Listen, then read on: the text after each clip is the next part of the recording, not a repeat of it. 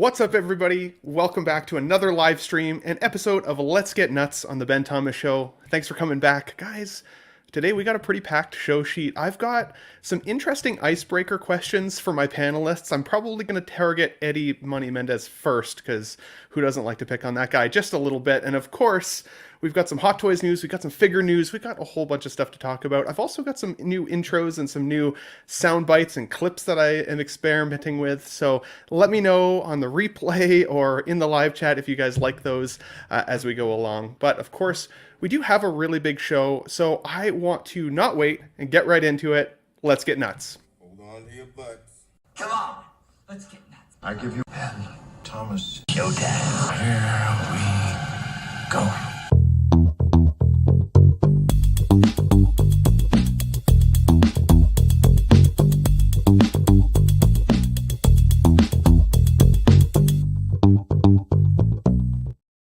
Alrighty, let's get the tunes going. We got people rolling in. You love to see it.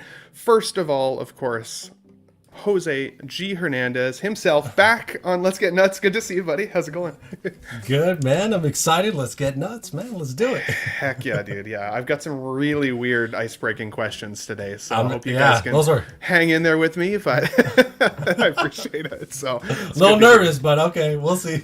For sure. You are feeling a little bit loud again. We've been tweaking Jose's mic in the background. So guys in the chat, if either of us sound a little loud, please just let us know and we will tweak it on our side. I'm not the Oxfather. I'm not as good at that yet. So we're getting there. But of course, Jose, love to have you here, buddy. Thanks for joining. We've got Shane from 1/6 Figure Focus himself. I know the time change has messed with our schedules once again, good sir, but I'm thankful that you're here. It's all right. It's all about that hashtag 800, man. Hashtag 800. For you, Ben. For you. No, looking forward. Absolutely. Thanks very much for the invite. Really appreciate it.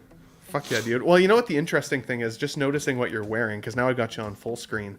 When I was 18, I wanted a tattoo really badly. Mm-hmm. And I very, very nearly got a Volcom stone on my elbow like a hot lesbian, and I decided not to back then. Nope. And I haven't had a good Volcom piece of clothing in years now, so now I kind of want it again. So yeah. It's a cool symbol, though. It is a pretty cool symbol. I think if you were like a professional and you were sponsored by them and they paid you, fair enough. But yeah, possibly. I'm glad you didn't.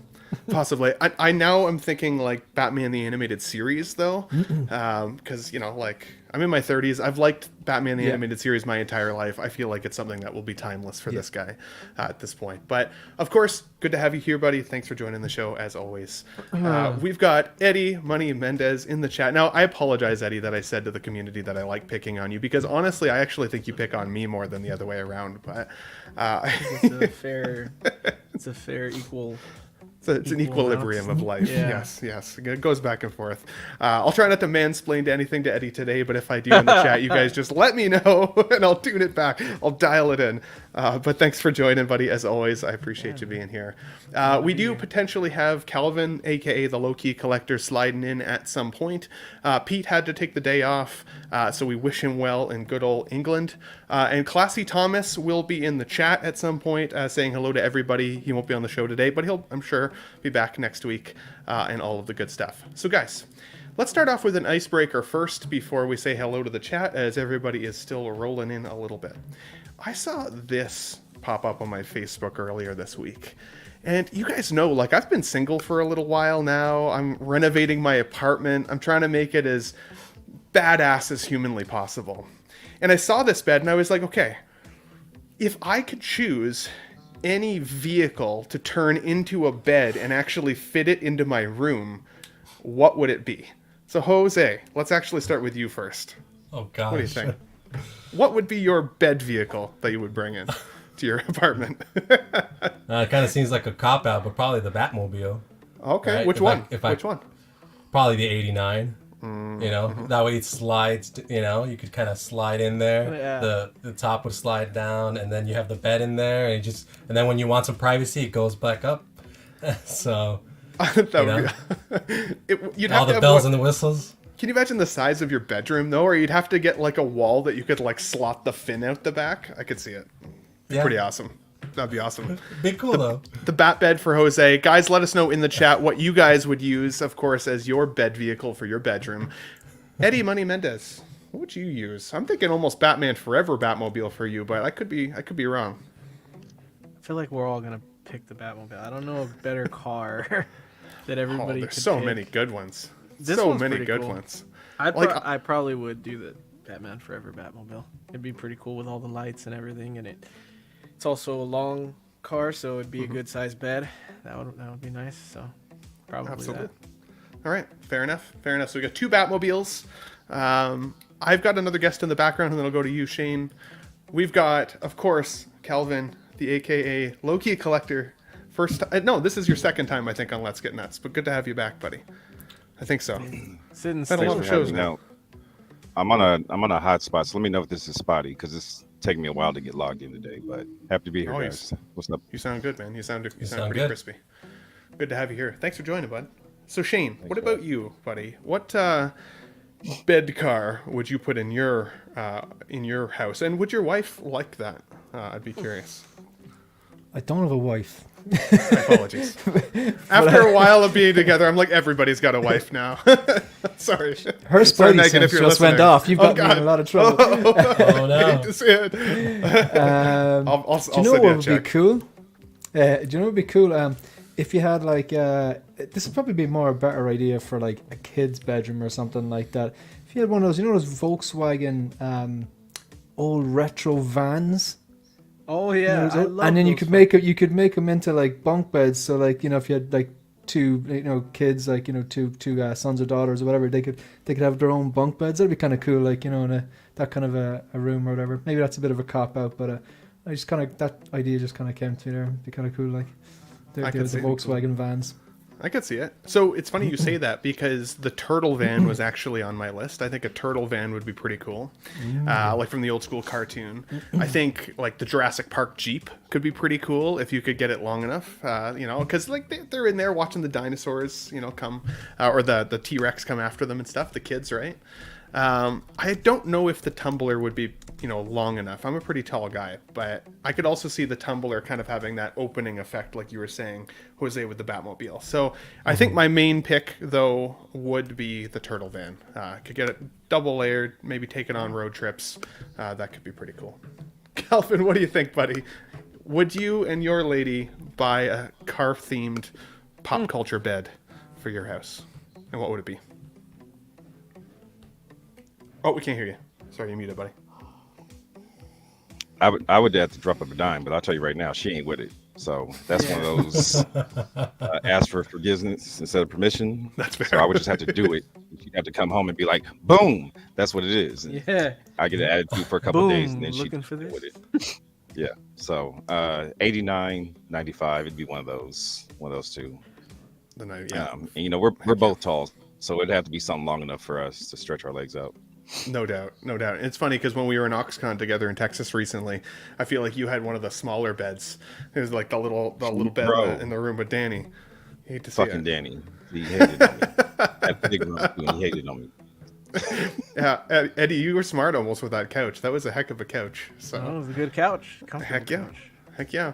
But guys, we already have about 20 people filing in, so let us check in with the chat before we jump into the next little game topic that I've put together for you. But I also did a little welcome for my Let's Get Nuts chat here. So let's start with this. Is that everyone? I can want it more.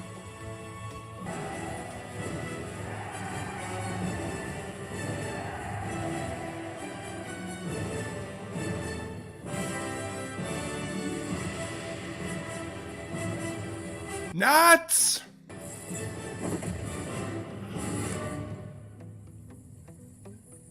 Assemble. Yeah. I tried to match the tone of Chris Evans' voice, and that Pretty close. I don't think it worked out. But we have 20 people here, so we got to say what's up to everybody. We got Thalia Meyer in the chat. He says, hello, everyone. Good to see you. Action Figure Academy. Let's go, Benjamin. Good to see you, buddy. Thanks for coming in. We got 1-6 Figure Focus. What's up, chat? And, of course, in the panel ourselves here, we've got Classy Thomas, SpongeBob SquareBalls. We miss you on the show today, buddy. Thanks for being willing to come on and then let Pete have your seat and all of the things. So I hope you enjoy the show from the other side of the table, good sir. Love having you here. We got Renz Tolentino himself. Good evening, everyone. I'm doing a a collection tour pretty soon here on the show, and I've got a Renz Tolentino art piece in the collection room that I'm excited to show in that video. Some wonderful, wonderful art. If you don't know who Renz is, go check out his Instagram page for sure. 12-inch Moose Stream says, hello, community of collectors. Let's get ready to get nuts. Tragedy Tales, let's go. Good to see you here. Says, just caught me a good condition Alien Warrior. Heck yeah, buddy. That's awesome. Agent Silver Fox, good to see you here. Congratulations to your daughter for doing so well in school. Love to see that for sure. Money Mendez himself, what's up, guys? Tyria in the chat, my ideal bedroom is Tom Hanks's room in Big. Love to see that. I was going to say that. You were going to say that? Because he has a car bed in that movie. When he finally gets his own place, he gets a car bed. Is it a race car bed from my recollection? Yeah. Yeah, okay. We got Darth Jar Jar here says X-Wing bed. That could be actually pretty cool, too. Can you imagine the room size you'd have to have for that, though? Be pretty insane. 12-inch agrees, Luke's X-Wing taking his shot. The Titanic bed. I feel like that's pushing the limits and boundaries of a bedroom, but I can see it. You know, like, would it have like a sinking mode depending on the girl you're hanging out with, or like? I'm just curious. Just curious. You could break apart at the center if it needs to. We got Shiny in the chat says Pizza Stream. Thank you. Love to see it. Lane Kramer. I got to meet Lane in San Antonio recently as well, and got to give that man a hug. Lane, you are a lovely man. I am happy I got a chance to do so, good sir. We got Thule in the chat. Says, what's up, fellow collectors? And to hit the like button. I definitely appreciate it. Guys, I also do have Eric Cartman joining us today, and he just wanted to give you one quick message. Be sure to subscribe to my channel if you haven't already, because subscribing makes you feel good. Makes you feel good, as you know. So, guys, let's get on to the next warm-up topic here. So, as you know, I have a this or that section on the show where I typically talk about pretty much the same figure that's releasing at very much the same time, and what would you rather have in your collection. But I have always played this exercise with myself of like, what superpowers would I want if I had an opportunity to choose? So I gave us a list here today to quickly, you can only pick one of each side, but I'd be curious what your selections are. So for me, it would definitely be Power of Flight, Super Strength, because if you get hit by a plane or like even just hail at high velocity flying, that would suck. I don't think I'd wear a cape because I wouldn't want to get stuck in a plane, so I'd probably wear a mask. No capes. I would probably want to know the future because I think changing the past can get a little suspect, and I've seen Back to the Future. X-Men or Avengers? That's a really hard one. I think X-Men. Justice League or Avengers would have to be Justice League, but not necessarily the most recent DCU version, like the comic DCU. Able to read minds or teleport? I would not want to be able to read people's minds because I would have way too much anxiety to be a show host. So I would teleport. Heal rapidly or have enhanced senses? Heal rapidly. Famous villain or an unrecognized hero? I'd be a famous villain, probably. DC over Marvel, and Earth over Asgard. Jose, what do you think? What are your picks, buddy? Oh, I think you're muted here. There we go. Oh gosh, there we go. Wow. Okay, there's a lot of them. Okay, so power of flight or power of invisibility. I'd probably fly. That'd be cool because you can go anywhere. Super strength or super. Except my sense of direction's terrible, so if I couldn't fly around with a GPS, I'd end up going around in circles. Guaranteed. True. Because the power of invisibility for a guy seems kind of pervy. You know what I mean? Like, what would you be doing? You know? Guy, you're messed up, man. What, girls aren't going to do the same thing, or what? Well, that's true, right? But, I mean, the way it's been depicted, like, in movies and other places. I mean, I know some ladies that would like it. Yeah? Yeah. And super strength. Probably super strength. Wear a mask. Changing the past would be interesting. Knowing the future, I don't know. I'd be paranoid with that. Yeah. Like, if you thought you couldn't change it.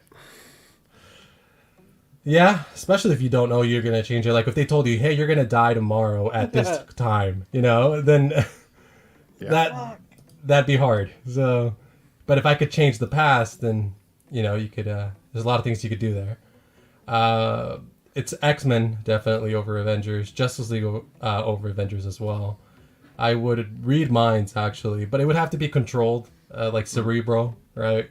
It's not like what women want with Mel Gibson. Yeah, I mean that'd be cool, but I mean, imagine if you had the power to read women's minds. That'd be cool. I wouldn't want to know. Wow. You wouldn't want it? No, I wouldn't want it. No. That's the whole concept of the movie, man. It's like if sounds men horrible. are from Venus, Mars, and women are from Venus, and you speak Venusian, then the whole world can be yours. Wow, Have you not paid attention to the movie? Yeah, I'm but highly it stresses me. surprised that both of you have seen it, and then he can quote it that way. I wrote a paper on it. Were you I wrote raised by a paper on single it. mom? I was, yes, and I wrote a paper on it. Yeah. That's my guy. That's Yeah. awesome. Yeah, and heal rapidly. Of course, yeah, That'd be fair. cool. Yeah, Wolverine style. and famous villain, DC over Marvel, and probably Earth over Asgard. Yeah, screw Asgard. Yeah, totally. What about you, Shane? What are your quick rapid fire takes? Flight, strength, mask, know the future, X-Men, Avengers over Justice League, teleport, heal rapidly, unrecognized hero, DC Earth. But if you could fly, why would you need to teleport? You might as well be invisible then. Sometimes like I could like run places, but I choose to drive, Ben. You know? Flight is still exhausting, is what you're saying. So. Yeah, come on, like, yeah, you know, flying could be exhausted. Who knows? That's like, you know, That's you a better could- answer than I you could power expected, down. honestly. Yeah. That's amazing. Well done, sir. Eddie, what do you think, buddy? What's your rapid fire take? Flying, just because most of your dreams are flying, I guess. Super strength, easy, because I love bodybuilding and powerlifting, so super strength. Cape, only because a mask would probably get on my nerves at some point. Knowing the future, only because I wouldn't want to change the past.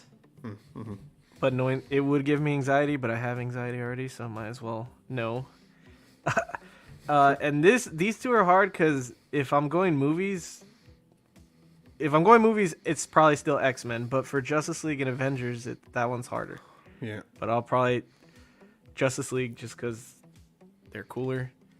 Able to read minds because of what women want. 100%. Heal rapidly, easily. Unrecognized hero. DC over Marvel, probably. God, that's hard, man. It is a hard one. And Asgard, 100% Asgard. Fair enough. Love to see it. All good answers, I would say.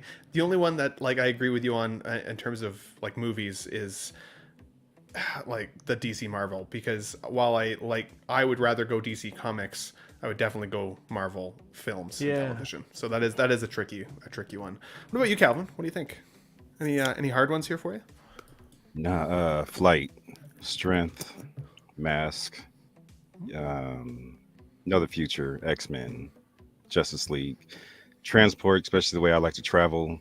Don't care, don't know what women think. I already know what the answer is. They just want more. Never get enough. I just want more. Whatever it is, they want more.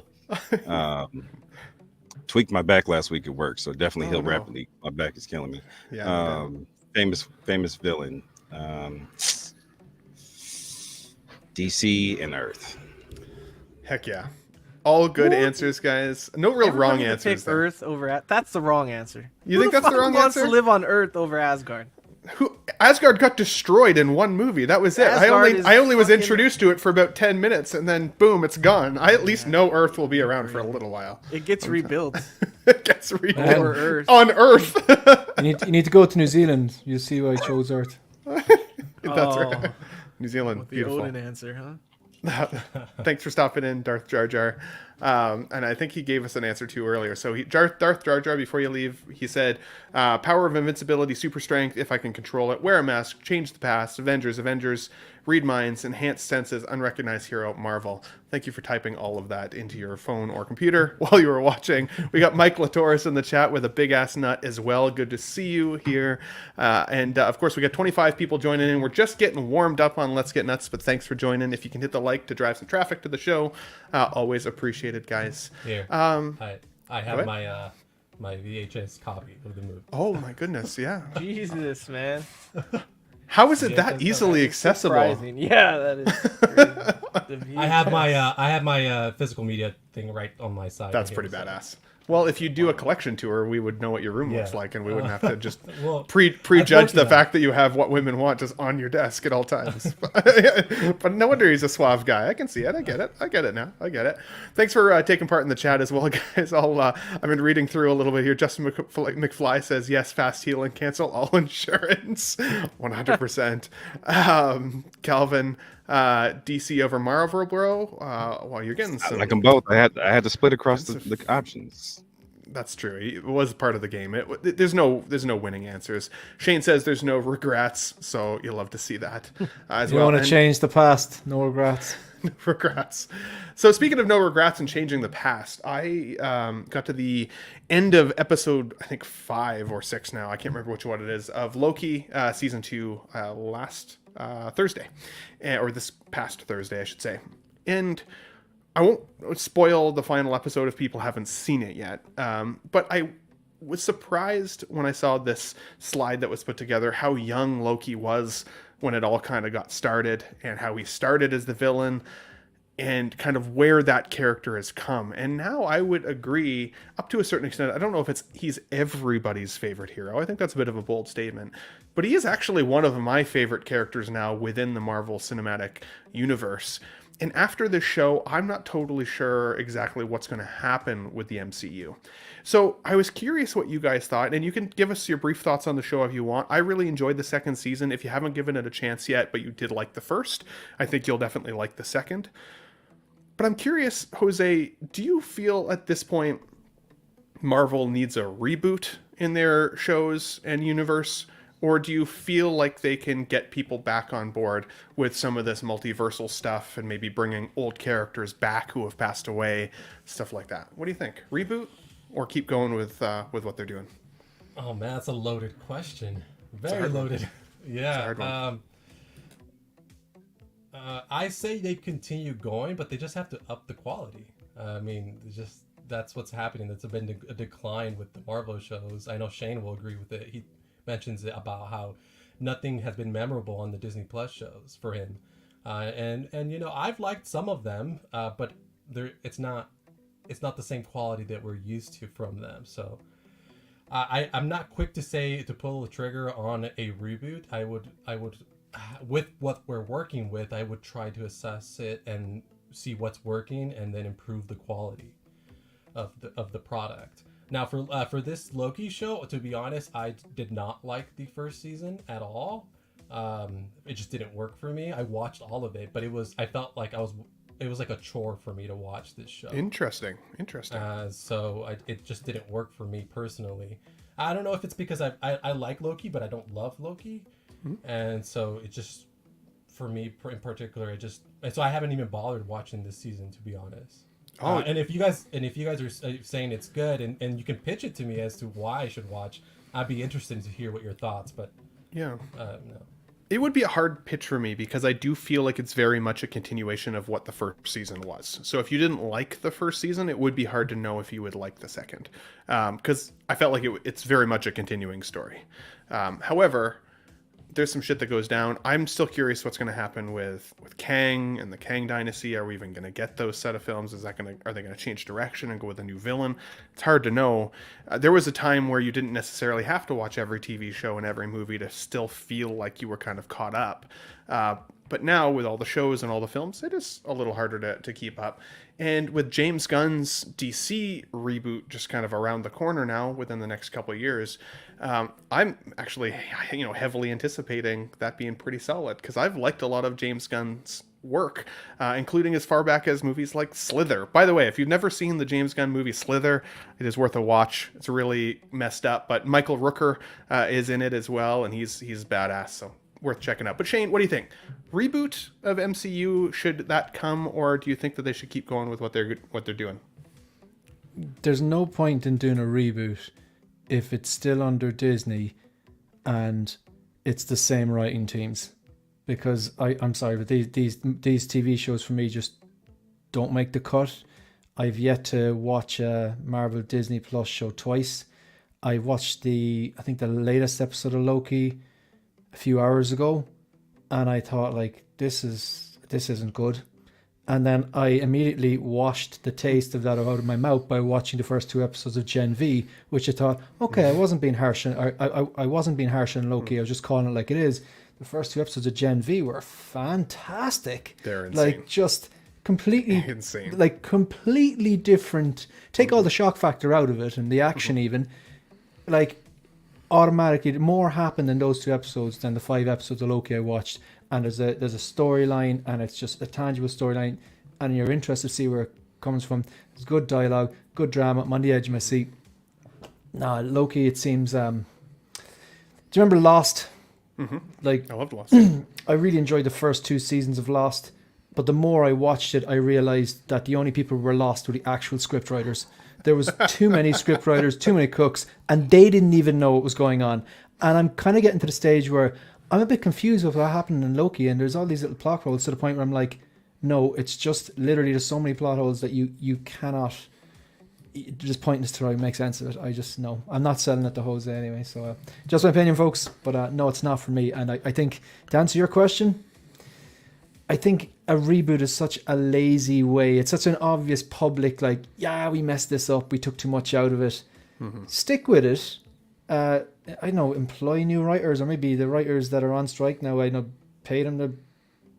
I don't want to get into that argument. I don't know if it's what the answer is to that, but I would say, like, the standard isn't there. I don't think there's not enough to keep me personally engaged in this. So if they're going to stick with it, not do a reboot, we need better scripts, we need better story, and we need better execution. Well, and so that's something that they have been talking a little bit about with regards to the way that shows are going to be produced. So up till now, shows have been being produced more like small films, whereas Daredevil Reborn, they've actually kind of scrapped a lot of what they had done for that, and they're kind of hitting the reset button there a little bit with actual showrunners. Born Again, thank you. I called him Fact Checker in my notes in my thing earlier, and I'm like, that should be your channel name. Thank you. But yes, I thought it was interesting to see that they're actually potentially using showrunners going forward and actually treating them more like television shows for the shows that are supposed to be like television shows, trying to amp up that quality a little bit, have a little bit more guidance, a little bit more direction. I think that could really help without the reboot. And I agree with you in the sense of, if they're going to reboot under Disney, is it going to be pretty much the same thing, just with a new sticker on the outside, right? So great points, good sir. Eddie, what did you take away from all that? Do you think reboot? Do you think they should keep going with what they're doing, eliminate some of the shows? What's your gut check on Marvel right now? I don't think that they need a reboot either. Like, I don't even necessarily need the original Avengers back. I think it's fine that they naturally progress from them moving forward. I just think the same. I think that they need to figure out what they're doing and how to do it better. Like, shows are fine too. We've seen shows be successful with Netflix, you know, with Daredevil and Punisher. And it's not the fact that they're doing shows. It's just, yeah, whoever's running these shows, who's writing them, whoever's in charge of the whole. Also, the whole phase isn't as cohesive as the first phase was. And I don't know if that's because it's the multiverse and everything, and they made it. I think that's more of a cop-out, that, like, it's just a mess because it's the multiverse. It's just not. Everything was way more cohesive in the first phase, so, or in the first 4 phases, whatever.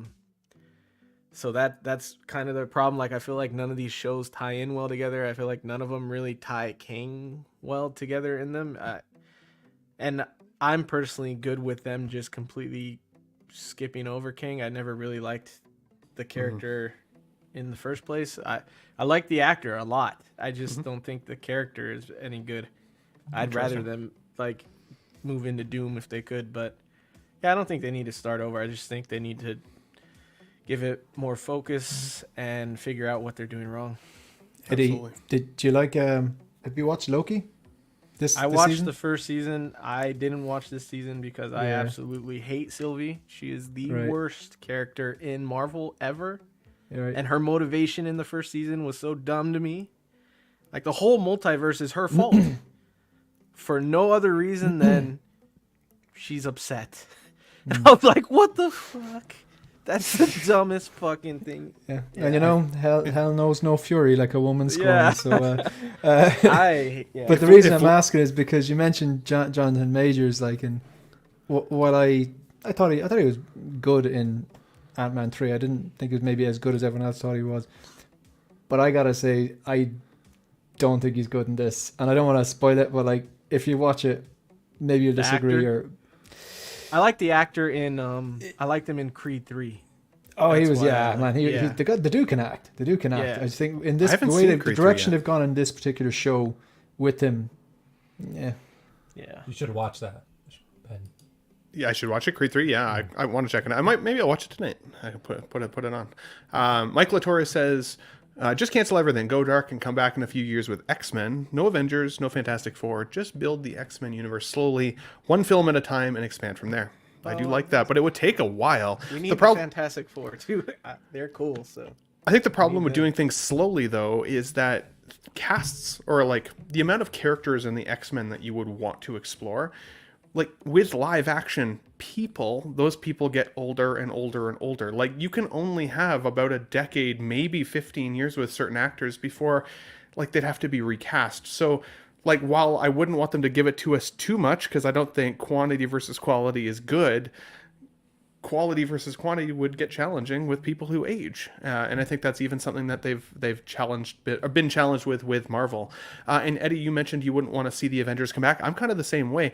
I feel like if they were, for example, to ever bring Tony Stark back, I don't care whether it's a variant of him or whatever, if they bring him back, to me, that will undo the emotional catharsis of Endgame. Agreed. And everything that they built. I think that would just tear that emotion right out of it. And Agreed. yeah, it would be a horrible choice. 100%. It'd be a I horrible think choice. that it would have been nice if they hadn't killed him to have him pop up here or there, not as a full lead character in any movie or anything like that, but if they every once in a while, like Peter went back and saw Tony for advice or something, or other characters did, I think it would have been nice. But I also agree that they put themselves in that position where they killed them off, and so they got to stick with that decision. Like, you killed him, you got to figure it out now, you know? Absolutely. And I mean, and everybody can answer this question, but I'll start with Calvin, because we got quite a few takes on revamp or not. Has the fact that Marvel has kind of slowed down for the appeal of people, has that slowed down your collecting on Marvel, Calvin, when it comes to figures and 6 scale? Or are you still feeling like you're collecting because you have a love for either comics or other reasons? I collect for the love of it, so I still have the love for the characters. The economy has caused me to scale back. That's been fair. more than anything else. As far as the collecting side of Marvel, I already have a huge Marvel side anyway, so I'm just selecting like kind of finish off pieces at the moment. Like, I just got my Mark III in. I'm like, okay, I need my Mark I. Then I'm done with my Iron Man. I think with Eddie, I think you sent in the chat that I have till tomorrow to order the Yeah, we'll mention that for sure. what Spider-Punk. Spider-Punk, there you go, and the other Miles. So I was like, oh yeah, that's right. So I mean, just select pieces like that, but I'm not going full in like I used to. Yeah, that's fair. And then, do you think a reboot would be something that would like appeal to you as a collector, but also a fan, or do you think that that's not required at this point? No, I think they lost sight of themselves along the way somewhere, some way, somehow. I think the big wigs, the executives got hold of it and started taking the creators out of it. And I think that's been the biggest issue. I think they need to stop throwing shit at the wall and seeing what sticks, because unfortunately not much of it has stuck at all. I was always taught as a kid, keep it simple, stupid. Just do the basics, and everything else will fall in line. I think they just get back to they have the magic. They know they have the blueprint. just go back to what you were doing before. You know, I Yeah. think they can. I think they can get back on track, and I think the fact that Feige, and I think Jose could probably fill us in more on this. But I was told Feige, I know every year they have the retreat out in Palm Springs. I think this year they had a what we used to call it work a coming to Jesus moment where they're like, oh shit ain't right. We need to get it right. What we got to do. So I think if they can look at themselves in the mirror and get it together, I think they can go moving forward. I think they've got the pieces. Absolutely. Clone Trooper says here, I don't need to see Marvel give Iron Man the Indiana Jones or Luke Skywalker treatment. Fair. Absolutely. Mike Latorre says, watch South Park Panderverse. Everything wrong with Disney Marvel explained there. I heard that. I need to check that out too.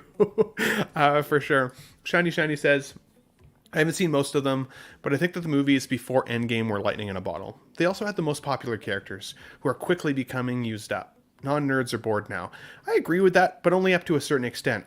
I had no appreciation for Iron Man before 2008's Iron Man. That character exploded for me in terms of popularity for my own nerdom once that film came out.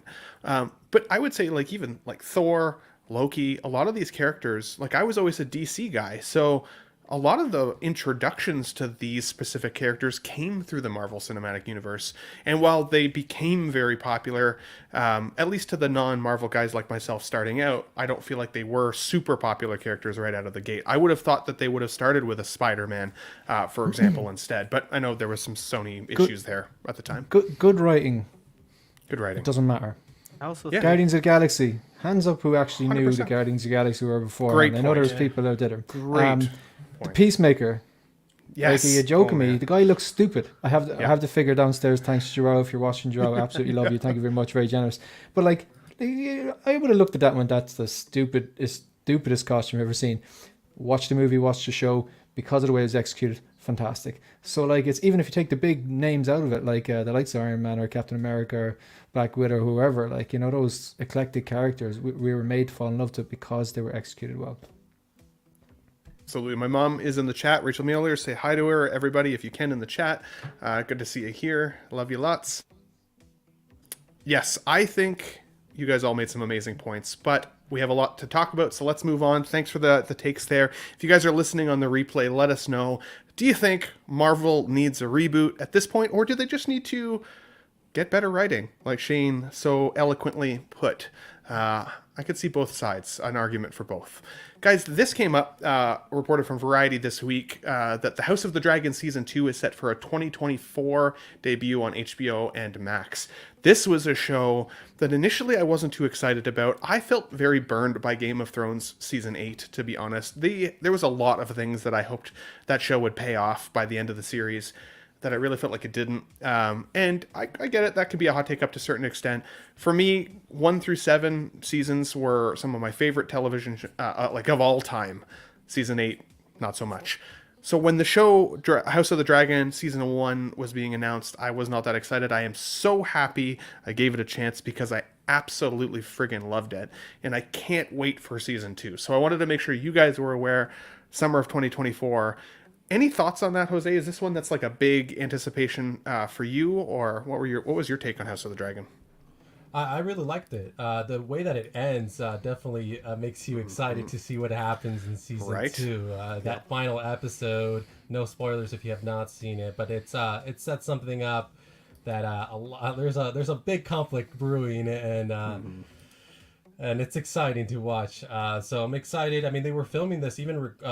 I think they had some sort of waiver, and that's why they continued to film it regardless of the strikes. So they finished filming, so this should be ready by the summer, as they are saying. So it'll be something for us to watch. Because we're gonna be short on that. A lot of shows, because of the strikes, we're not filming. So we're gonna be a little dry on content. But this is something exciting that's coming out.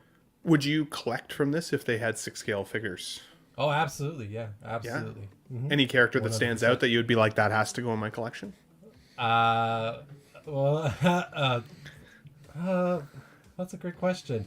There's a lot of good ones. It just depends who's making them. Is it 3-0? Is it in art? That's fair. Yeah, fair because enough. if it's 3-0, I have some other products from Game of Thrones, and some of them are hit or miss. Depending on the specific character.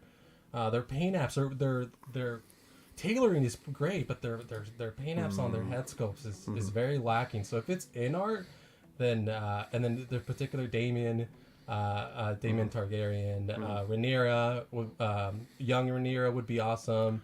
Alicent would be cool. It just depends on who's making it and how great it is. But I would definitely collect. Great answers. By the way, loving the Venom shirt, by the way. Oh, heck yeah. I'm almost at the part in Spider-Man, in the new PS5 game, Spider-Man 2, that I think I'm going to get to see him here soon. So pretty stoked about that. Calvin, I'm going to jump to you. Is this a show you would collect from? Did you love the show? Are you excited for season 2? Did you not like it? What were your thoughts on that?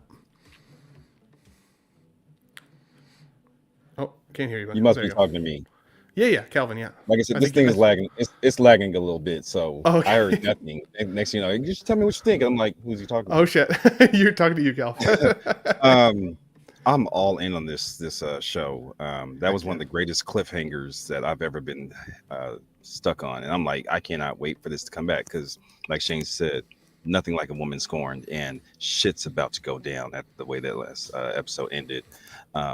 My wife even liked this show, and I could not for the life of me get her to watch Game of Thrones. But like she likes to come in as I'm watching things and then ask a million questions, and I'm like, I've been trying to put you on the beginning since it started, but you don't want to listen. So, but she came in on this. She was like, "Wait, what's going on?" So this even caught her attention. So I give it kudos just for that alone. But yeah, this was amazing. I love this show.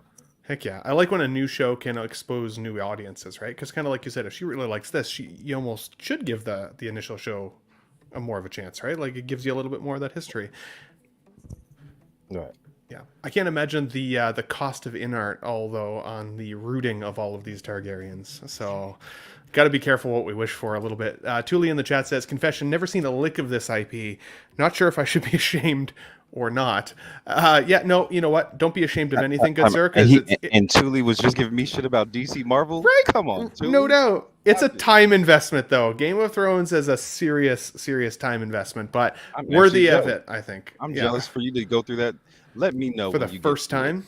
I'm jealous. Yeah. That's like Breaking Bad first time watching. Yeah, that's all good. Absolutely. Guys, also variety reporting here. The Last of Us Season 2 will be filming in early of 2024. Now, let's be clear here. This is filming in 2024, so we're probably not going to actually get to see the show until more like 2025. Hopefully not 2026. It sucks because I feel like shows used to come out a little bit, faster than they do now. It does feel like we've got a long wait time between. I get it. The writer strike, the actor strike lately has not helped any of that. In fact, I can imagine just the clog of production that's required now. All the shows that were already supposed to have been made have kind of caught up with all the shows that are supposed to be being made today. The backlog there is probably going to be crazy, and I'm sure that doesn't help.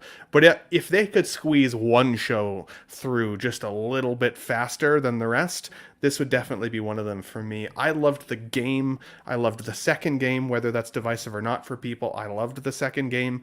And so I'm very excited to see how they do Season 2. Season 1 had like shot-for-shot notes of the game, which was amazing. Eddie, did you ever play the Last of Us games? What did you think of the Season 1 if you had a chance to see it? And are you excited for Season 2? I never played the games. I Crazy. loved the first season of the show.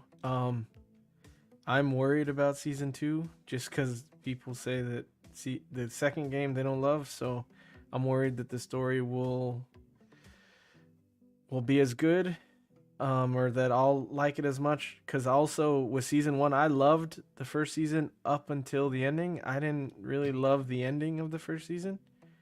Thought it was kind of weird, and I didn't love what happened with Pedro's character. So I loved it. I loved it enough to want him in my collection, both of them. But yeah, I don't know. I'm skeptical about Season 2. So absolutely, Bella Ramsey would be a unique six scale collector or like collection piece. I feel like because she's a very unique looking actress just in herself, but also like not quite a kid, but not quite the adult yet either. I'll be curious to see how much older and taller and stuff she is in season 2 by the time they get there. Right? She'll be 42 by the time this comes out anyway. So. No. What are your thoughts on season 2 coming up? Are you excited for it? Is this one that you wish they'd squeeze through the system a little faster, or do you not necessarily care about this one? No, this is bloody good TV, man. Again, like, I'm not a gamer. It's an addiction that I know I'd like if I get into it. I've heard nothing but good things about the game, but I know nothing about the game. I went in stone cold on this, and again, good story, good writing, good dialogue, good action scenes, great acting. The relationship, chemistry between the two of them.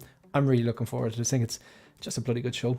And something you'd collect potentially if you like it that much. Does it hit your 3 boxes? No, I don't think I would. I think sometimes I just go, no, I don't need need figures from that. For example, like there was a time where I could play every single song on Nevermind in guitar or bass, but yeah, I don't need that Blitzway, Kurt Cobain, because I don't collect like musical figures or real life civilians, as Joao would call them. But no, I have to draw the line somewhere. The usual Space Wars are real. Don't you know his focus? He does not collect civilians. I guess that's right. Yeah, you hate to see it. Well, there's one exception, and there will be most one civilians, exception. other than Dean Martin, carry this many guns on them at all times, though. So like, he's a little beyond the civilian look, I would say. So I don't trust how many guns Dean has on him at all times. But love that man. So just very safe with Dean, guys. This also came up this week, this trailer for Planet of the Apes, the Kingdom of the Planet of the Apes, I should say. Caesar's Son begins a post-apocalyptic new chapter.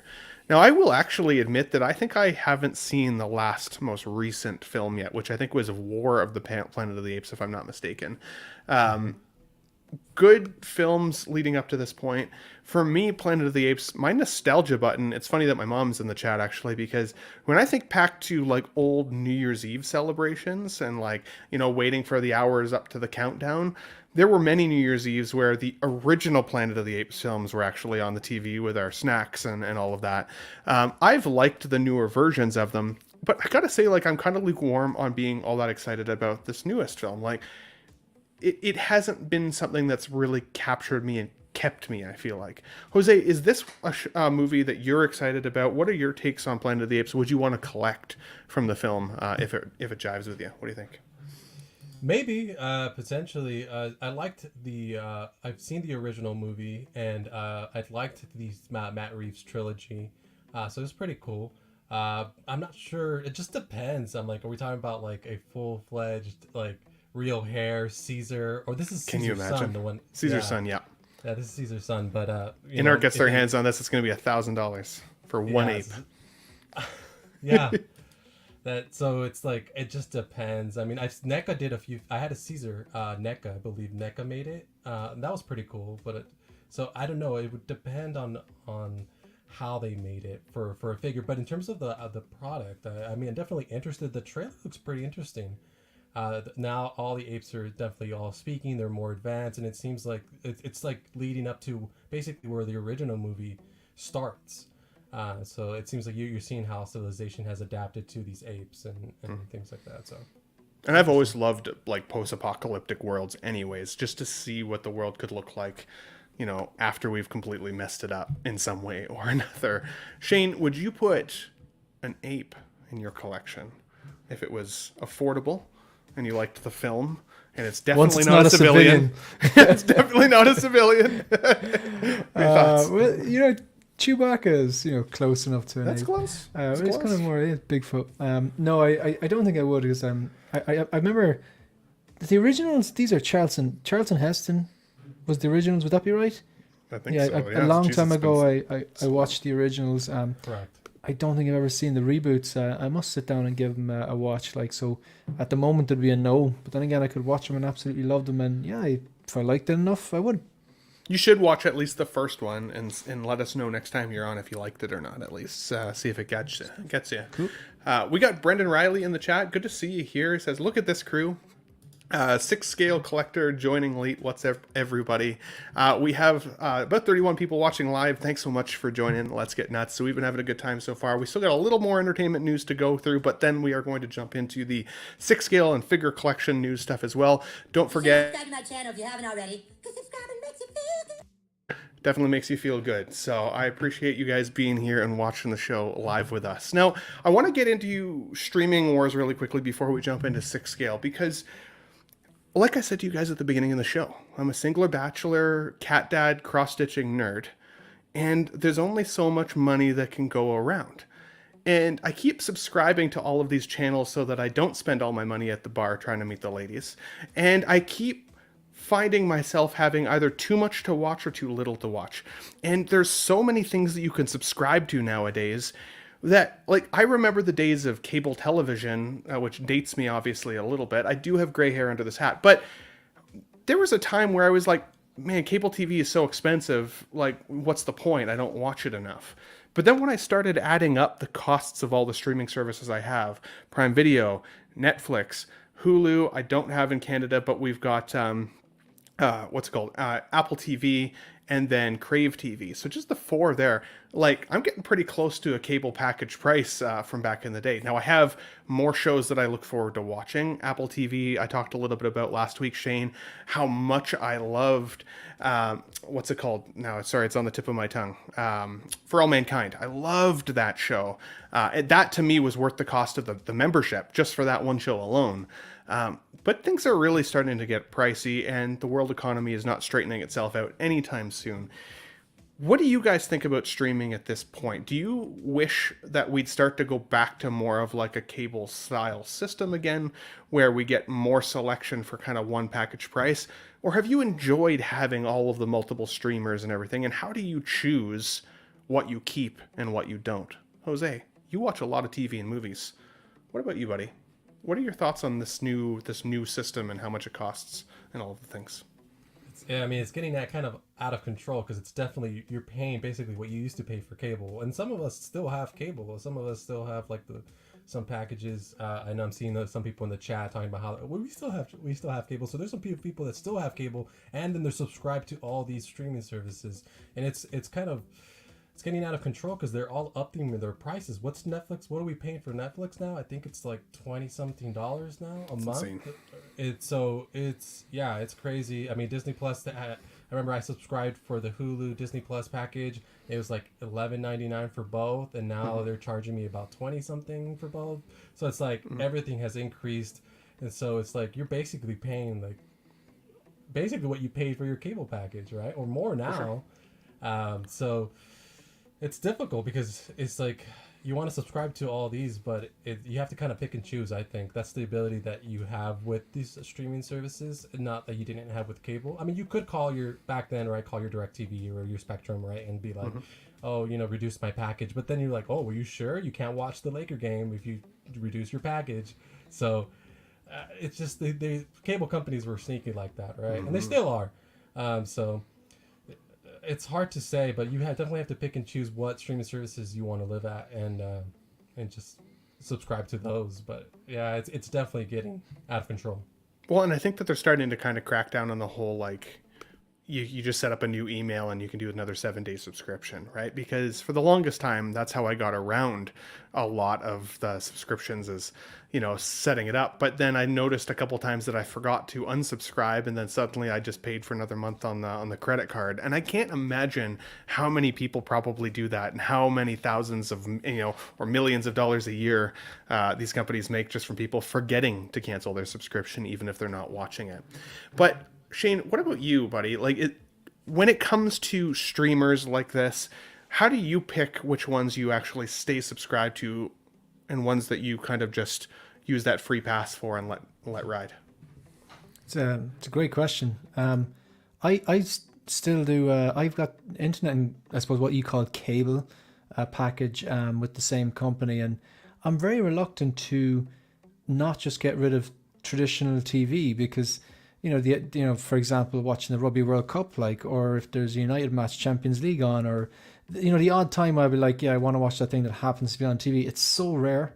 Like, I really don't watch TV. It's all streaming, like probably the majority of people. But at the moment, I think we've got Disney Plus, Netflix, and Prime. Megan pays for Prime because that's a few shows that she likes is on it. I pay for the Netflix, and she actually pays for Disney Plus as well. It's great. But I was nearly telling her recently. I was like, we might actually want to consider canceling Disney Plus, because I'm Yeah, you don't paying like for any this, of the we're shows watching- anyways. Exactly. We're paying for these.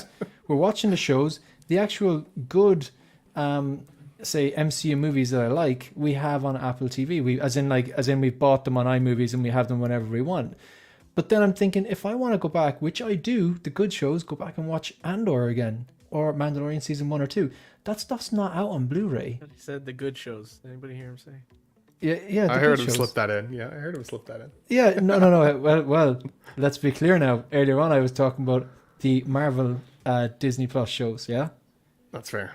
And I didn't Both of mention them are- Star Wars. Now, did. but with Star Wars, good shows, Mandalorian season 1 and 2, and Andor. So if I want to go back and watch them, I can't just go and buy the box set on DVD anymore, which is a bit crazy, but that's what they want. But then I was thinking, okay, just cancel them.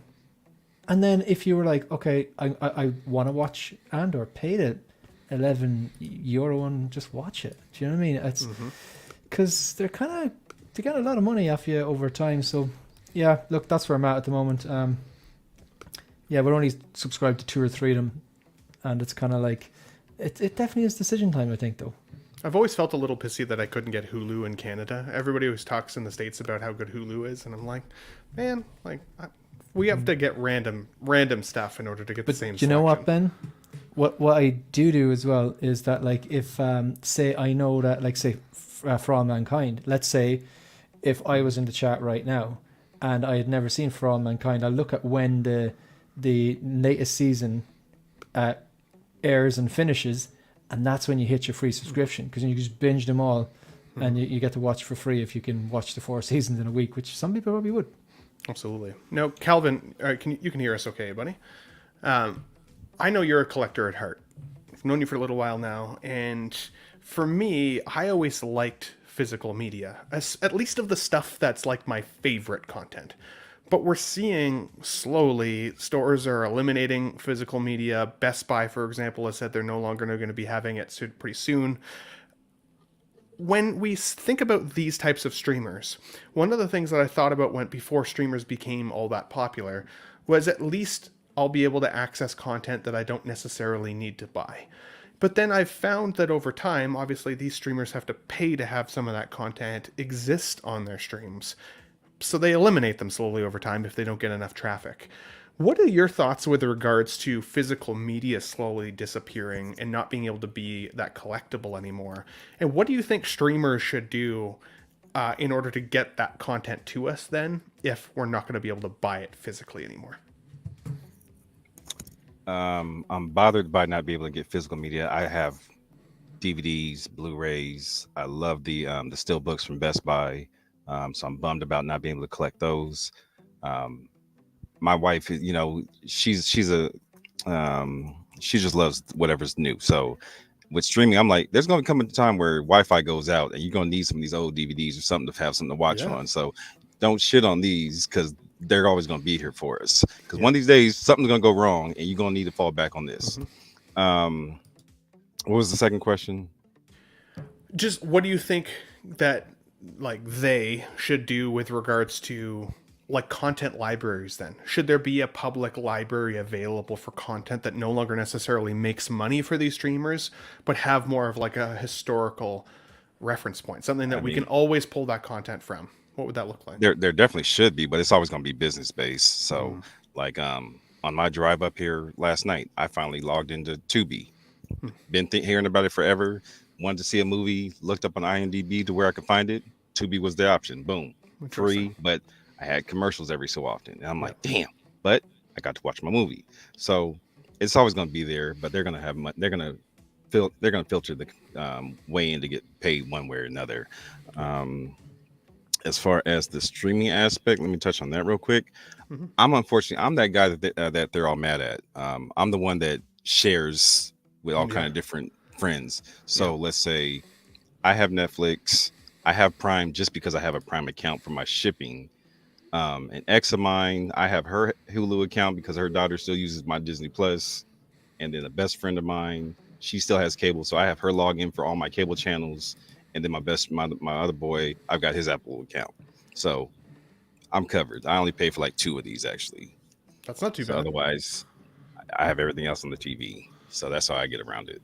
Because Absolutely. I see all these price hikes, because I keep getting the emails. Like, Yeah, I might let my Disney Plus go because I just recently got the email. Well, we're gonna be charging you this.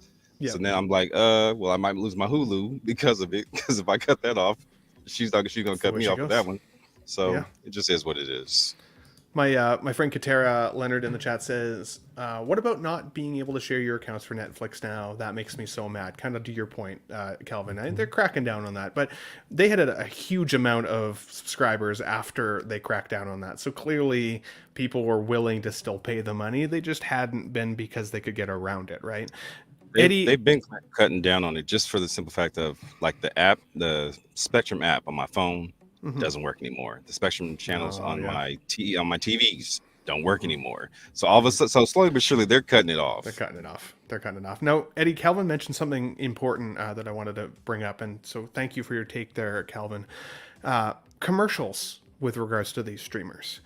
Do you feel like if the cost stays low enough, but we have to watch commercials again, is that enough incentive for you to have more streamers, or would you rather have less streamers with no commercials?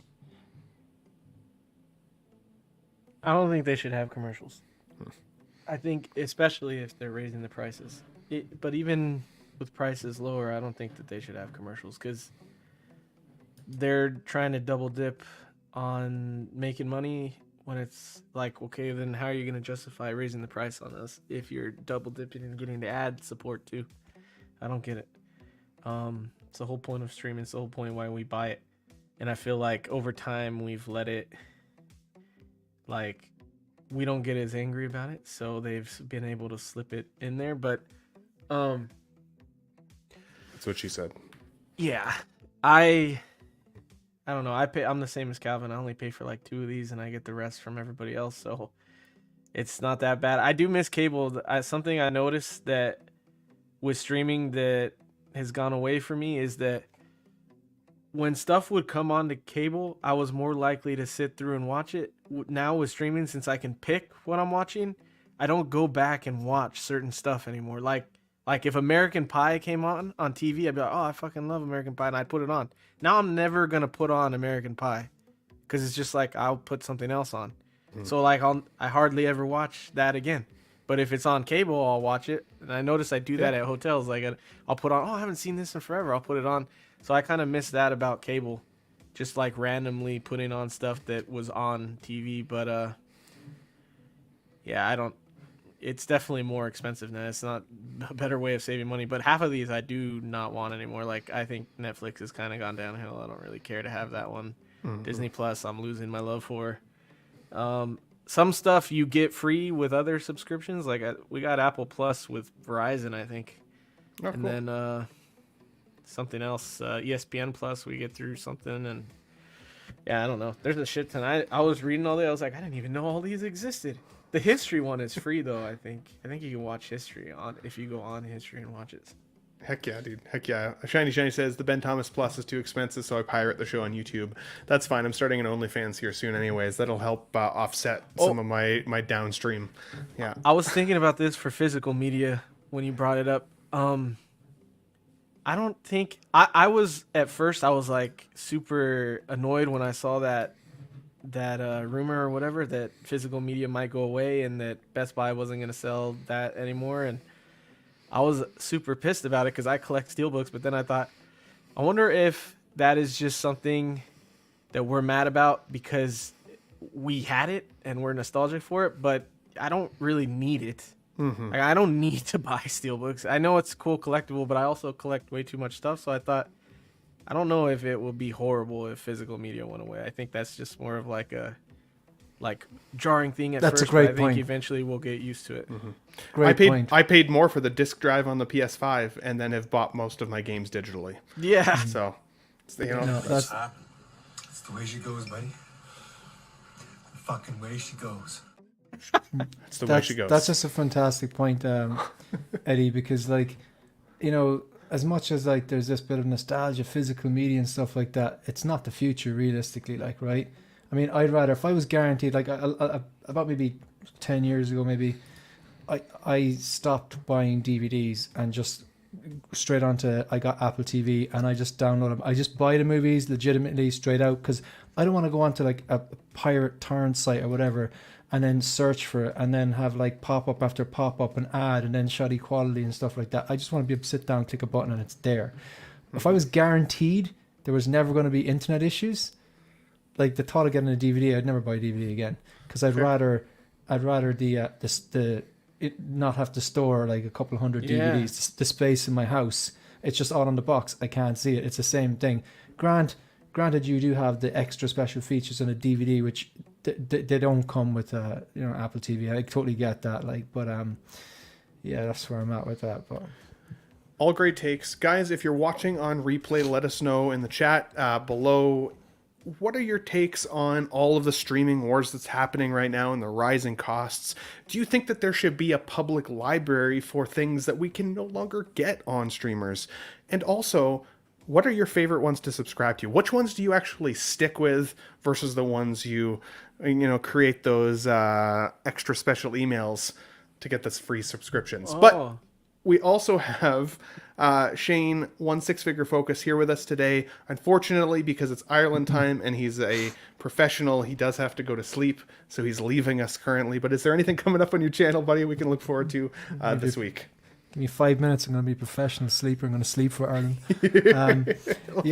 No, thanks very much for the invite. I always love coming on. It's great to see all the lads. And it's just, it's super. So, no, look, I've the Hope Show tomorrow night. So it's 9 p.m. Greenwich Mean Time. And also, I think that's take away 4 p.m. I think it's 4 p.m. East Coast now. With the time go back in East Coast in New York and stuff. Yeah, grand, because there was a week there. It was only a 4-hour time difference, so we're back to 5, so it'll be 4 p.m. East Coast, and that's tomorrow. And a massive shout out to Joao if he's watching a replay. Got that Peacemaker. I will be doing a review because I got a courtesy of Bretta's Wonderland. So I'm gonna have to plug him. Like I'm gonna have to shell for him. So it's gonna happen. Just stay tuned to that. There might be a bit of a parody video coming based on that, but. Look, guys, nice. I'm out. Thanks very much, and good to see you, buddy. We'll see you soon. Thank you. Bye. Alrighty, and for the 37 people we have watching live, we are about to jump into the 6-scale news here. So I do want to start off with this piece. Actually, it was Eddie that sent this to me in the chat yesterday, with basically the same question that I posed to you guys. Did anybody even know this was a timed pre-order? I honestly didn't realize it until I saw this slide from Eddie that was posted by Sideshow. So obviously, secondary market is a thing. There are resellers everywhere. Usually you can get your figures in other places. Sideshow is certainly not the only place you need to buy from, especially if you're a new collector watching. However, I know a lot of my friends over in the States still do buy from Sideshow. For me here in Canada, it's one of the safer routes for me to go despite the customs charge that I always have to pay. If this is something that is on your radar for pickup, it does look like the Spider-Punk Special Edition 6-scale figure will be completing its order run tomorrow, Monday, November 6, 2023. So if this is something that you've been holding off on, pulling the trigger on, and you want to get it, definitely don't miss that window. Jose, was this one that was coming to your collection? So I really like the character. I was undecided if I need the figure.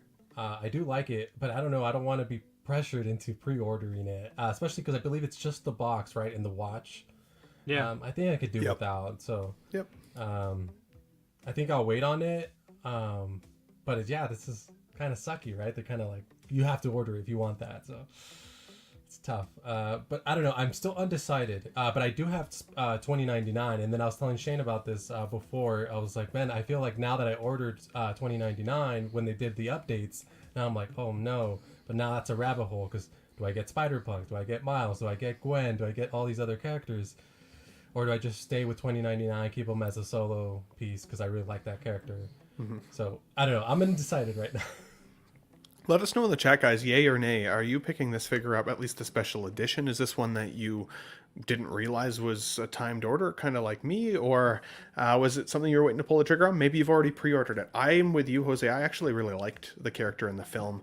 Of most of the characters, I think the Scarlet Spider, the Ben Reilly character, and this character were my two favorite. But at the same time, I'm planning to skip this one because I haven't bought any of the other animated series figures at this point, despite it being very, very cool. I do think, though, with the Spider-Man mask on, you could actually still place it in with some movie realistic Spider-Man and get away with that in the collection. Now, Calvin, this popped up this week, and of course it's a tease also from Sideshow for the the film, or the movie, I should say, Pennywise 6-scale figure that's potentially coming. And I gotta say, like, I'm feeling a little done with it in terms of Pennywise the character. However, I know a lot of collectors out there have been waiting for this version of Pennywise to come. Is this something that you were kind of excited about to see? Do you have much of a horror collection in your room there?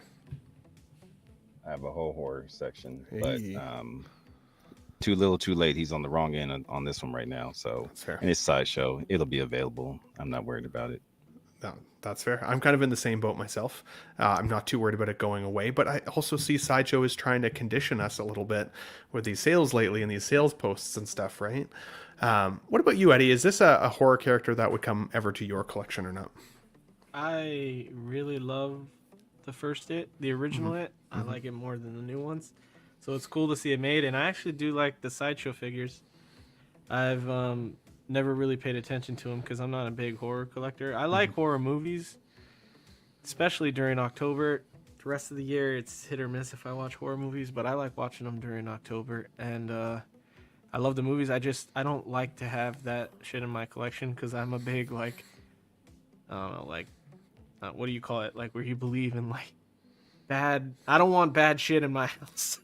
I don't need the Bad vibes. juju. Okay, so like demons and shit like that. Like, I kind of believe in that shit, so I don't like having that shit in my house, even though it's cool. So I probably wouldn't get them. But also on the same hand, I always thought it'd be cool to have figures that you only bring out for Halloween and like decorate the living room with, like the fireplace mantle or something. You know, that'd be cool. So I could see myself at some point doing that, because I did have like gremlin figures and stuff that I would put around, like for Christmas. I'd put them around the Christmas tree and stuff like that. So I like horror stuff for that. So it's cool that this is getting made, and I am definitely interested to see how it turns out, but I probably wouldn't get it. Fair. That's fair. I think, Jose, you're probably the biggest horror fan of maybe on the panel. Maybe I'm mistaken, but is this one that's coming to your collection if they make it? So I really like Tim Curry, but I saw this movie as a kid and it kind of freaked me out. So I never rewatched it again. And I don't know. I see that scene with the drain. If you've seen the movie, you know what I'm talking about. Yeah. If you know, you know. So that freaked me out. That's kind of like ingrained in my memory. I love horror. I have horror figures. I've shown you my Ghostface. You've seen my Ghostface costume. I have a Michael Myers. And I want to get more, actually, especially with Halloween season that we just passed. And I was like, I should have picked up all these figures. Eddie was talking about how they're actually pretty good. I remember he was talking about it. I'm not sure, on another stream. So I was like, oh man, I wish. And I've seen Calvin's collection. His horror section is really, really cool. So I'm not sure if I'd get this because, again, I've never revisited the movie. But Tim Curry he's a great actor, and maybe, but I'm not sure right now. Absolutely. And, the man's not getting any younger, unfortunately. I'm sure he won't be with us forever. So, if this is a representation of one of his roles that you've loved, that'd be pretty cool. We saw Classy Thomas's outfit as Frankenfurter last week from Rocky Horror Picture Show.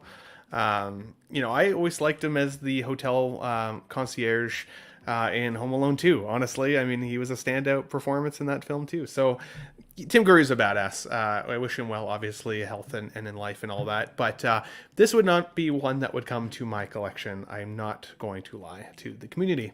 However, this one did come to my collection this week. We're looking at Exo 6's Locutus of Borg. Of course, right from the last episode of season 3 and the first episode of season 4 of Star Trek The Next Generation. I won't stay on this topic too long because I know we don't have a huge amount of Star Trek collectors both in the panel as well as in the community. But for the folks who watch my channel, they know that I typically do cover XO6 news and XO6 releases. And I will say this has been the one figure that I've been really, really anticipating. I finally got him in my collection the other day, and I went to figure out how his little laser beam works, and I apparently got the Australian version that has no batteries and no components to be lit from Sideshow. So I have reached out to Sideshow to say I need a replacement because I'm in Canada, not in Australia. I should 100% be getting the light up version. That is what I paid for. So I had to submit them pictures and prove it, apparently, which is fine. Wow. It is what it is. Hopefully, I'm hoping they can just send me maybe a replacement head. Now, I will give you guys one cautionary tale. They do have plastic around the neck piece of this figure, but the wires are actually attached to the outfit on the back. So when I popped my head off to take the neck plastic off, I accidentally pulled 2 of the wires right off the outfit that I'm going to now have to glue back down. So don't pull a Ben. Don't mess up your Locutus. But this is very, very cool. In my collection, I've got him posed up right next to Data right now. He looks fantastic. And my mom is the one in the chat right now who got me into Star Trek when I was a kid. Come home from school, typically would watch Star Trek The Next Generation. Then she always watched fashion television afterwards, which was never bad because you always got a chance to see some light, outfits and stuff from the pretty ladies models as well. So Star Trek and models can't be a bad afternoon. But on the ExoSip, sorry, did you have something you wanted to add there, Jose? To the fashion television? Say, no, to the figure. How's the likeness? It's Patrick Stewart, right? Patrick Stewart, yeah. I think it's actually pretty solid. This is now, I think, the third one that's kind of been done from him. So we saw the first Contact Picard, which I did think was a pretty decent likeness. We've got the Locutus of Borg, and then they've now announced the season 3 of Picard. Patrick Stewart as well, which I think is probably so far the strongest likeness. We're also likely going to see the bridge outfit with his nice cocktail jacket on. I call it the cocktail jacket, but it's like a kind of thick jacket that he wears in The Next Generation. That one should be coming pretty soon here as well. But yeah, I was sad. Do you think that Picard season 3 figure, the likeness is so strong that you could kit bash a Charles Xavier? Yeah, definitely. 100%. 100%. Yeah, I definitely think you could, especially if we get to see him again as his currently slightly older self. Because I will say that the Picard season 3 version of Picard, he's not a young man anymore, and you could see it. He was definitely moving pretty slow, and he does look his age. So it would be an old Charles Xavier, but I think you could get away with it, especially if we ever get a chance to see him maybe in the upcoming Deadpool film, potentially. I know that's been a little teased out there, so we'll see. But sticking with EXO-6, also wanted to let you guys know the pre-order window is up now for the Strange New Worlds Christopher Pike. This is coming in at $225 plus a $25 flat ship rate from EXO-6 specifically. Typically, you can buy these through Sideshow as well and some of the other distributors. Sideshow seems like they get their stock of EXO-6 extremely slowly, so if you do buy from them, definitely exercise some patience because it's a really long wait time, I will say. For me, Christopher Pike in this show specifically has been a pretty badass character. I've actually enjoyed it, although I wouldn't say it's one of my favorite Star Trek shows, so for me, I'm not going to collect from this line. But this is a new enough show that I guarantee there are collectors out there this is their first experience and kind of introduction to what Star Trek could be. And I feel like there's a lot of elements that feel very classic show, which I really much appreciate. The $225 price point is feeling a little bit high, especially with some recycled accessories that we've seen. However, I've been told that the phaser rifle that you see there was apparently very tricky to make, and they actually had to outsource the parts on that. So that's part of the reason I'm told that the cost is a little higher. I also think that people listen to Nanjin, the developer, a little too aggressively and kind of believe anything that guy says, doesn't matter what it is. So just be cautious of that. I think if you're an Exo-6 collector, he's going to tell you what you need to hear in order to still buy the product, but be vigilant there. However, there are new figures that are out that are more expensive than these lines. Exo-6 still has one of the lower cost licensed options, and they're the only ones at the moment that are making Star Trek figures. So if it's something that you're interested in, I do think the likeness here to Anson, I can't remember his last name is now. His first name is Anson, but the actor himself. Mount? Thank you, Anson Mount, yes. Is really good. And I think this guy's just getting more handsome with age, honestly. He looks really good in the show. He's jacked, so. Is this guy like the? Because I was trying to do a little research because you sent the notes. Is this the guy? So do they play like younger versions of characters that were previously established in other lore? Is that what this guy is? Yes. So Captain Christopher Pike predates James T. Kirk. Essentially, he ends up becoming disabled I think it was the beginning of the original series, Star Trek: The Original Series, and Kirk ends up taking over. Kirk is actually in this show as a younger version later in the seasons, which is interesting. Don't love the actor that they chose for Kirk, to be honest. You're crazy, bro.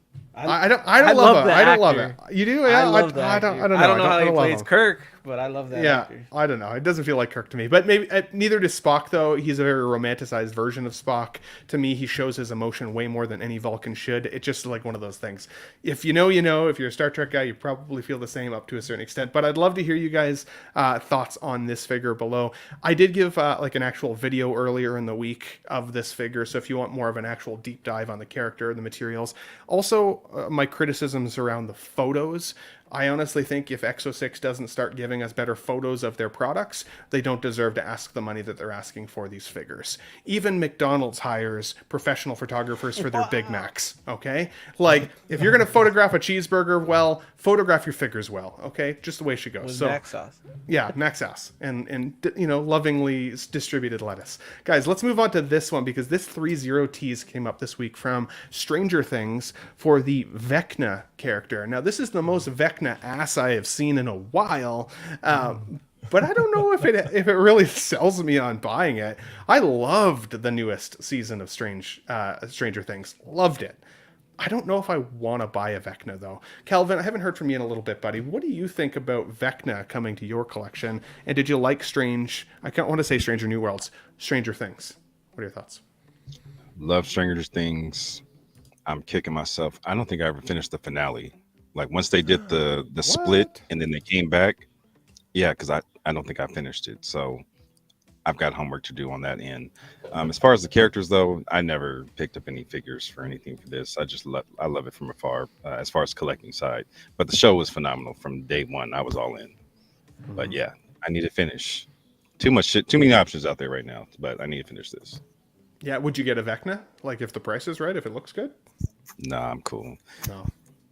Come on, I got statues, bat wings, Batmobiles. I got too much big shit coming for a Vecna. Sorry, I don't need that burn up ass. He would look great in your horse section, though. You would.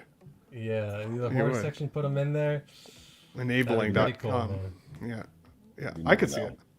Yeah, if the price is right. I mean, 3-0 is not always the most expensive, but they're not necessarily the cheapest either. I really liked what they did with their Power Ranger line. Had a really good time with those figures. And obviously some of their Transformers are like some of the best that exist in the market for sure. And so 3-0 can definitely play a pretty solid 6-scale game. Jose, is this something that you would bring to your collection, especially if the likeness is pretty solid? Yeah, I feel like this is an easier figure for them to do.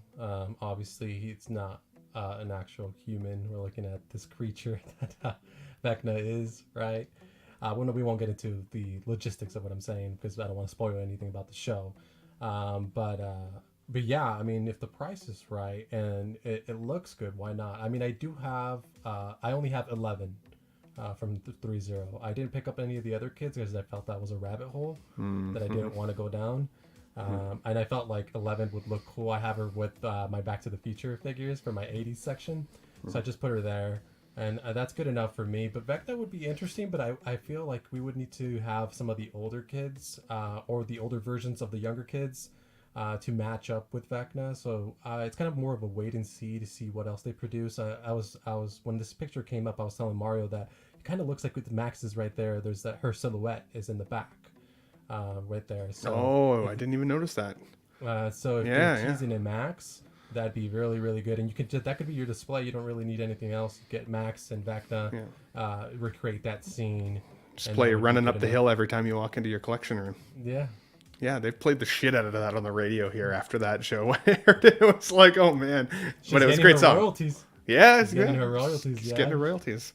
What about you, Eddie? Did you like Stranger Things? Have you even watched the show? I don't know if I've ever chatted with you about this one.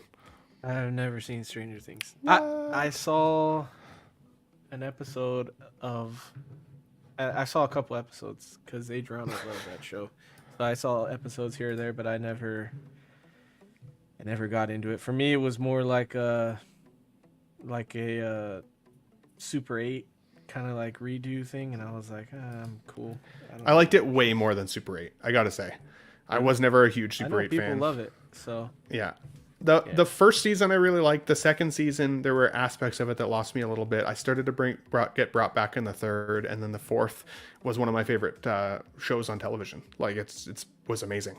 Really, really liked it. So I would say give it a chance. But I see that comparison because Super 8 for me, I was like, oh, that's kind of what I thought it would be like, and it was different. I don't normally like children actors, to be honest. I have a hard time like just connecting with them, and this was not necessarily the case.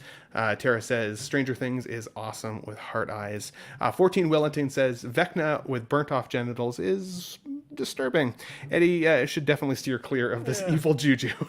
I'd love to see that. 100%. Now, this one also came up this week, and we've talked a little bit about X-Men today. It's too bad Shane had to go because I know he likes X-Men as well. This is a figure I don't feel like I judge the likeness on all that much because I don't really feel like they're trying to make it any specific Cyclops is what I'm trying to say, or Scott. I don't see the need for that. To be honest, this kind of reminds me of some of the Sideshow X-Men figures that we've already seen, kind of in that line where they don't necessarily, in my opinion, have much of a likeness, but are just a representation of the X-Men characters. And I really like the Jim Lee blue and yellow kind of color scheme. I think that is really badass. Present toys, though, I think have disappointed people up to a certain extent. Some people have really enjoyed them. I got the present toys battle damaged Terminator on the way. I still haven't received it yet. I'll be curious. That'll be my first experience having a present toys actually in my collection. So I'll give you guys my thoughts when I get that eventually. But for this particular character, I think I'll still probably skip it. Because with X-Men potentially around the corner with the Marvel Cinematic Universe, I'll be curious to see if they go more of that Jim Lee route, especially since the Fox X-Men universe had kind of the dark outfits, and everybody wanted to see more classic comic style characters, and we didn't really get that. The black leather, all of that. With Deadpool, we saw that screen grab of Logan wearing the yellow and blue outfit, so I think we might see more of this. But, Jose, what do you think? Is this something you'd consider as kind of a stand-in for Cyclops in the collection, or are you wanting to see what Marvel does with their future X-Men universe? It's probably something I would wait on. I don't collect the comic line. It's pretty cool. I admire it from afar. What the classic animated looks. Wolverine. I know they did did Rogue, and they did Gambit, and those were pretty cool. But I never went down this line, and so I don't think this is something for me. And then looking at this figure, I mean, present toys, as you said, can be hit and miss. I have some other items, the Jim Carrey mask, I have the Terminator, so I have a few of their items. And again, they can be hit or miss. And I don't know, I'm looking at this one, and I'm not sure I love the body on him. I mean, the head sculpt's not, like you said, it's not really a likeness because it's just trying to recreate what Jim Lee drew. Yeah, I'm not sure. Not for me, for sure. 6 Scale Collector asks, what's the last figure they actually released? I would think that would have been the Present Toys Indiana Jones, if I'm not mistaken. I know people really loved that Indiana Jones. But you might be able to fact check me on that as well. I believe Jose. I believe it was Terminator. And that's the one I'm unbattle damaged, right? The non-battle damage version? Non-battle damage, yeah. Okay, you might be right on that one too. And some people have said that doesn't look anything like Arnold, and other people say it looks great. I think the battle damage one looks cool, but again, haven't got it yet, so we'll see. And then they had announced that blade. It's fine. Yes. Yeah. And then they'd announced the blade, but I didn't really think that was a great likeness to him either. So to Wesley Snipes, I should say. So yeah, I don't know. What do you think, Eddie? Is this one that would be a stand-in for Cyclops in your collection? I know you're an X-Men guy. Probably not. I'm with Jose. I don't love he's a little too bulky to be Cyclops. Cyclops isn't that. I know in comics that everybody's drawn with muscles, but he's not that big. He's more of a athletic body type, I guess. And I know you guys said the likeness isn't compared to anything, but I don't love the likeness. I feel like it doesn't even look like the comic version of him. I don't know, the chin jaw area is weird looking. So I definitely the only way I'd get a Cyclops is if it was Scott from the old Fox movies. And I think someone did do a third-party figure of that one. But I would love to see an updated one. I think it was it So-So Toys back in the day, Jose, if I'm not mistaken? It might have been. I know that I think it was So-So that did a Storm at one point, but I don't know if believe it was Toys Era. Oh, Toys Era. Yeah, Toys Era did a lot of the movie X-Men stuff. So, not one you'd get for you at this point, though. Nah. No, Calvin. If the price was right, is this something you'd add to the collection? Or are you just gonna wait and see? Where's your head's at on this one? No, I'd pass on this. I have I have a quarter scale statue in my little X-Men section, so yeah, I've got this covered already. The Wolverine that I hope comes from Days of Future Past. I'm hoping that thing is coming any day now. Of that 2 payments left in that, so it should be very same. I'm in the same boat, and I'm like, oh, that'll be my first. I think if I look around, I think that'll be my first technically X-Men character in my collection, and I'm very, very excited. 6 scale, that'll be my first. Well, so yeah. Definitely. Cool, man. Oh, I'm so excited to get that. And I think I'll at first pose him up with Deadpool, but we'll see how that goes. I've needed something to compare, or to, I should say, pair with Deadpool for a little while. So, guys, we still have 30 people in the chat watching. We have a couple more figures to go through before the end of the show. If you're just joining in, thanks for joining. Let's Get Nuts Sunday. Please hit the like button to drive some traffic to the show if you can. It always definitely helps. Thule says those colors pop. What else do we got here? 6 scale collector says, what was the last figure they made? Yeah, we talked about that one already. Lane Kramer says, all interesting figures, but man, everyone seems to be totally NYA on Grand Inquisitor. So funny that you say that, Lane, because the next slide I have is the Grand Inquisitor himself. And I've got mixed thoughts on this. I've watched a couple of the other, quote unquote influencers talk about this week, and I'm like, I don't really know if I need it. I liked the show for what it was. I enjoyed it. Was Kenobi, right? I enjoyed Kenobi. But I would say, this guy kind of pissed me off most of the show for the most part. I didn't know... Oh, I'm getting a little feedback there. Give me 1 second. Perfect. I liked the show, but I didn't really like the character that much. He kind of just annoyed me most of the time, and he kind of made some choices that pissed me off. I've been watching Rebels recently and Clone Wars, and that version of the Grand Inquisitor I really think is cool. So I don't know. Mom, love you. Stay safe yourself. Hope you're feeling better. Get well soon. Thanks for joining the chat. The other thing that somebody else mentioned the other day on a stream, and I give them credit if I remember who said it, but the Grand Inquisitor, this species has made an appearance before already in canon Star Wars. In the Fall of the... Revenge of the Sith. Thank you. Getting all my names mixed up. And I went back and I watched that scene, and I'm like, man, that's a cooler representation of what this guy's species looks like. Why did they change it? If it's already in canon, why did they change it? So for me, while I think this is a great looking figure, and I actually think the likeness to the character or the actor in makeup looks pretty solid, I don't know. Now, the other thing that nobody's really talking about, it seems like, or not talking about a lot yet, is this is the first time we've seen the USB light up function. And I know we've been waiting to see what that looks like. It doesn't look that bright. In comparison to CCFLs, doesn't look that bright. And I'm thinking, if I still have to figure out a freaking way to run a cord from the back ass of my figure down his leg and out the base and down a cabinet and all of the things, then I want it to be as bright as possible. I want it to look like a well-lit lightsaber. Calvin, I saw you shaking your head, so you must agree. What are your thoughts on Grand Inquisitor, as well as CCFL versus USB? First of all, I apologize for the guy who just parked next to me. I don't know why he's blaring his music like we're camping or something. We're at a truck stop. People don't do that. I was like, am I hearing that right? Anyway, the figure itself looks cool. I think it looks just like the character from the show. As far as those aesthetics, I think it looks fine. I'm highly turned off by the lightsaber. My attention is brought to when things light up. I like my figures. I try and light up everything I can on my shelves.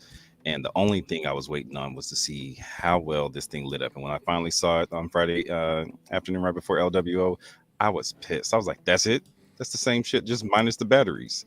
And this is coming from a guy who I've got 13, 14 CCFLs. So how am I supposed to put a whole 4 shelves of those next to one of these? I'm like, I wouldn't do it. So I would just end up biting the bullet and getting another one and putting it in there with him. So nice direction as far as the technology wise, but step your game up, Hot Toys. Come on, you can do better than that. Or at least don't lie to us and with all the Photoshop, put the right colors on there. Let us know what it really looks like. Exactly. That is well said, because I hate what they do with Photoshop lately. Like, it was even, I think, the newest, what the heck is his name now? Oh my God, it's off my tongue. Not Tarkin. From Thrawn. Thank you. They showed his like the one display piece like lit up. It looked like the Star Destroyer that's kind of hovering. It looked lit up in the photos, but there's really no indication that actually lights up like that. Like, don't Photoshop trickery us. That's not cool. Like, show us what the product actually looks like. I totally agree with that. Jose, what are your thoughts on the USB versus CFL? Do you have any CFLs in your collection? And what are your thoughts on this figure? No, currently all of the lightsabers in my Star Wars collection are dead, like Calvin would say. I definitely want to get some after seeing his collection. Man, it looks really, really good when you have those lightsabers lit up. So it's disappointing to hear that the USB is not going to be a viable option in terms of it just being basically the same thing as the batteries, except you have to, like you said, do all this extra work to, actually have it light up. So it's disappointing. The figure is cool. I mean, it is the exact representation from the show, but as you mentioned, his species and how he was on Rebels was different. So it's a little disappointing that they decided to take some creative liberties with his appearance. I'm not sure why they did that, and then I feel like he didn't reach his full potential on the show as what we saw on Rebels. But I mean, it is a younger version per se than the one we see on Rebels. I'm not sure. I mean, it's not for me. I won't pick it up, but I as a figure, it looks good.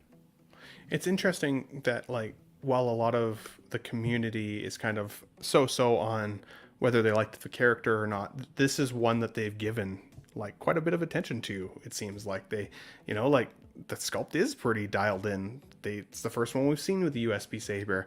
I don't believe this one has the PERS rolling eye system, which does seem like a little bit of a miss, mostly because so many of the figures are coming with it now. But I think you can kind of pass it off with the red around his eyes anyways. It looks like he's got a bad case of the pink eye. Nobody likes to see that. Eddie, what do you think about this particular figure? Have you ever tried the CCFL route? Am I saying that correctly, or am I quoting football? CFL? CCFL? I can't remember. You guys can...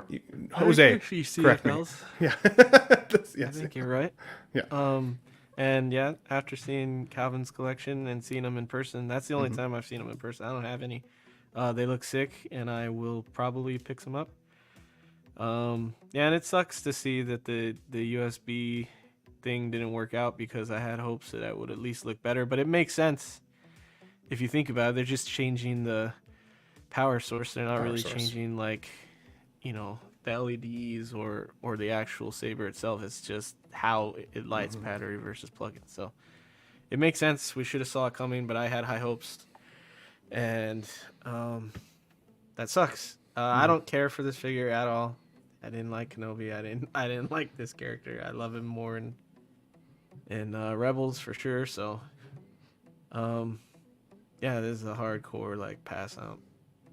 Very little interest. So that's fair. Mike Latorre says here, it always pissed me off that the actors bragged about not watching Rebels, doing his own thing. Total lack of respect to the character, the IP, and the audience. Plus, they ruined his look. Fair enough. TK Magic Shop says, it looks okay when the room is dark completely, but with the lights on, it's barely lit. and that it's actually pretty easy to make CCFL sabers.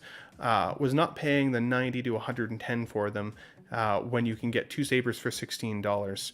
Just follow that one on YouTube video. So you'll have to share that with us, TK, if you can, for sure. I've wanted to light more of my figures, at least even like my Iron Man. I've thought about getting that lit up because after even seeing some of Calvin's collection there behind him when he's in his room, just with things lit up around it, like it definitely had some cool like nostalgic ambience to the room, and things don't look dead.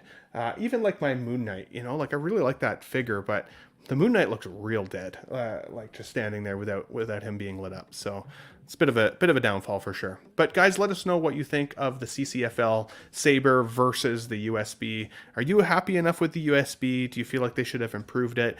I'm willing to extend a little bit of hope that they'll hear the collectors say this is still not good enough and maybe change things up down the line. Maybe that'll be in the super premium artisan double DX line that's going to come next year, I'm sure, or whatever they want to call it. Do you think there's some sort of like legal thing that shows like how they have to make something, and that's why they don't make it the way CCFLs? Because don't CCFLs heat up? Yeah, maybe there's like some kind of off your like figure, but fire rating. So maybe there's some kind of like hazardous issue. They can't make it that way, or I don't know. I was thinking about that the other day. Mm-hmm.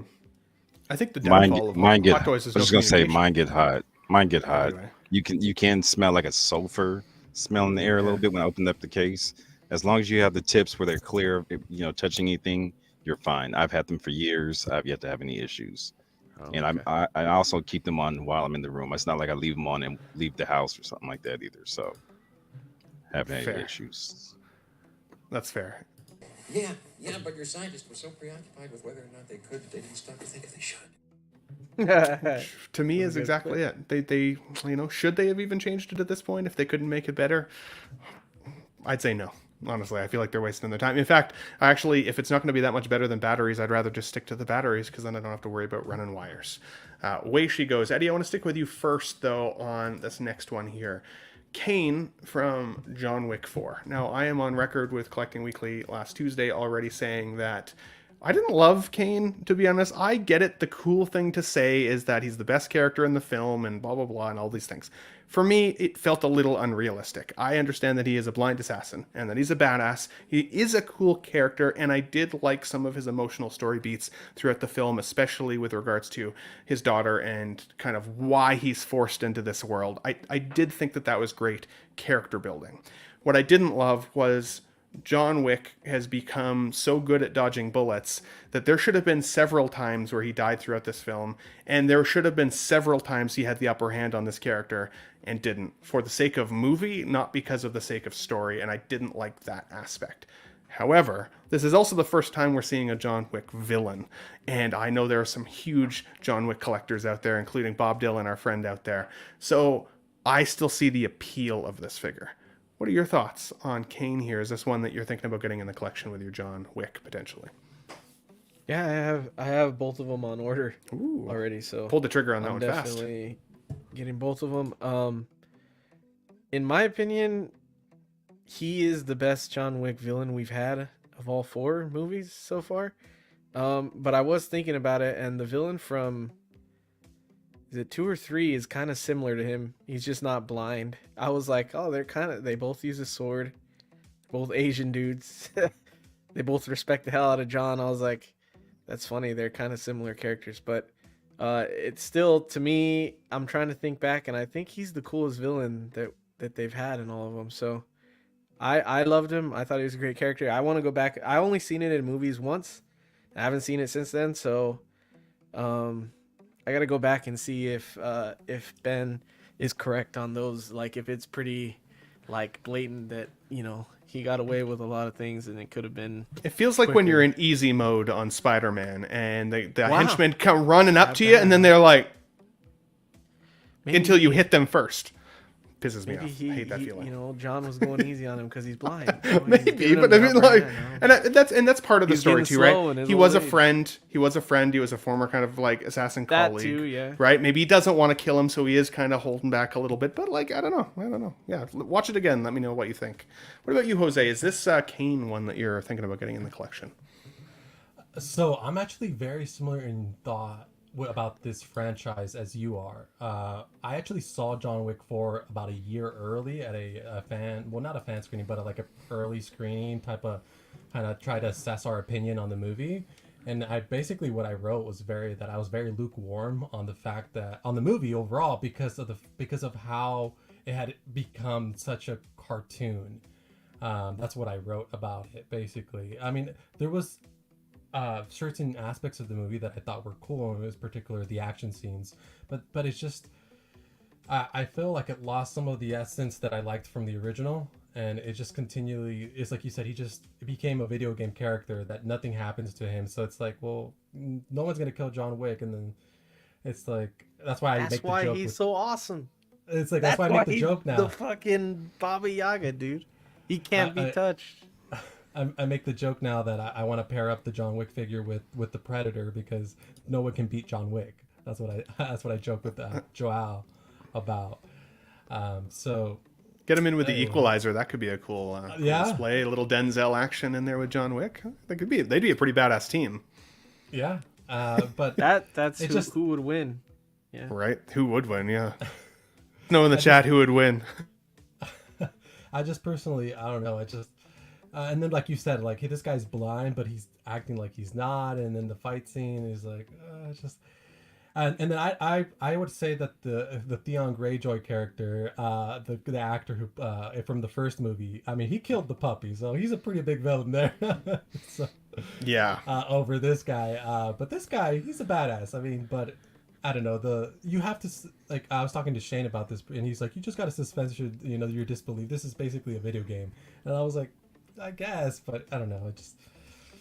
It did feel like there were higher stakes, though, in the first two films, especially. Like, the first two films, I didn't realize... Because I was late to the game with John Wick. I'd watched John Wick 1, and then it was years in between that I watched it again. So I went back and watched the first one, then watched the second and the third, like, all pretty... like, within one weekend. Great weekend, by the way. John Wick 1 through 3... absolutely a fun time. But even Parabellum or John Wick 3 did start to get a little unbelievable. But like the stakes of that one night, that first two films, and what he goes through and everything still felt very grounded in reality. Whereas the fourth film even had shots very similar to a video game, kind of like you mentioned, Jose, that it's got like the overhead perspective, which like as a nerd and a video game fan, I was like, oh, that's kind of cool. But it did take me out of the movie a little bit. So yeah, there's aspects of both. It's just things like what was the end of 3? He gets shot and then he falls from the tall building, and then like he doesn't die from that. And then the whole stair scene I thought was ridiculous in 4, where he kept on falling. People thought it was hilarious, but I thought it was stupid. It just lost its steam. It's just like, okay, like get on with it. It's just like he just kept on going down the stairs, then falling down, up the stairs and down, up, and it's just like, okay, like. Well, and again, I go back to like worst henchman ever then, because if you have the high ground, like Anakin, I've got the high ground, like that's the whole thing, right? If you got the high ground, you have the advantage. And if you're standing at the top of the stairs with guns and this man is trying to come up the stairs, I don't know. Suspension of disbelief, maybe Shane, if he was here, he would still say it. Calvin, what did you think about John Wick 4 or Kane the figure? Is this or the John Wick something that you're thinking about bringing into your collection? I hate all of you and every damn show I've seen this week or been on this week. I've been trying to lie to myself saying I don't want this figure, and it just makes me want it that much more. I already have the first one, which is phenomenal, and I've got several side accessory pieces that I've gotten from my guy Crow Customs. But this shit just looks good, both of them. The movie was dope. I think I saw it a week, 2 weeks just before I went to Paris. So the whole time I watched the movie, like I'm about to see that, and then I get there and I'm like, this is where that shit happened. That's where that happened. Going through the city. So I've got a real love for this movie and the characters as well. Kane was a badass. I loved Diane already, but he was the shit. I've seen a couple of people saying something about his tailoring, and I look closer to it. Yeah, his lapels there could use some touching up. They look a little wonky. The turtleneck, I'm sorry, that's some pimp shit. Put a turtleneck on. The ladies love it. He's getting it in. He was beating people's ass while eating noodles and shit. So you're a badass when you can sit up in the corner eating some noodles while bullets are going over your head and you ain't even flinching. So if you haven't seen the movie, go see the movie. Do yourself the favor. But I haven't ordered them yet. I've been really trying to be on my Shane and not pre-order stuff until I absolutely need to, but I do want both of these. Now then, what would you say is the best Keanu Reeves sculpt we've ever seen? And apologies, some of these photos turned out a little bit on the blurry side, but of all the Keanu Reeves we've seen from Hot Toys, do you think this is the best one? From this lineup, it looks like it because I have the first two. Yeah, I've got the first two. I've got the Neo and the first John Wick. These other two, I'm straight, but that last one, it looks phenomenal. The fact that you can swap his hair out looks great. So yeah, I love it. What about you, Eddie? What do you think is the best John Wick or Keanu Reeves figure we've seen from Hot Toys so far? Each one looked good to me when I got, like, I had Neo. I used to have the John Wick from John Wick 2, and they looked good to me when I had them. There were things like the first Neo's head was really big, I thought, compared to the body. And the second one too, it's like it's really close, but it's not there. I feel like the newest one is probably the best, but even that one in certain pictures looks slightly off. The different it's hair still does pretty help a little damn bit. good. I like the Yeah. motion hair with the new one. Changes it up a little bit. I think I'd still give it to the newest one over all of them, but like well, at least the Neo, you have shades, and I feel like shades up the likeness like 20% half the time. So. Except that those shades that they gave this newest Matrix figure Yeah. was pretty horrendous, like Yeah, pretty you hate bad. to see it. In fact, that's actually something I meant to say with regards to this Donnie Yen figure, is that I was really stoked about the new Matrix figure and how he looked in the glasses with the pre-order solicitation. But once we actually saw what the final product looked like in hand, those sunglasses looked terrible. The sunglasses on this particular figure look fantastic and are part of his character, really, when you think about it. So they better not fuck that up, to be honest. Like, they better keep that dialed in, because that's going to be really disappointing, I think, honestly, if it loses its ability. And, well, Jose, what do you think? Best Keanu Reeves sculpt to date with the new one, or do you like any of these other versions a little bit better?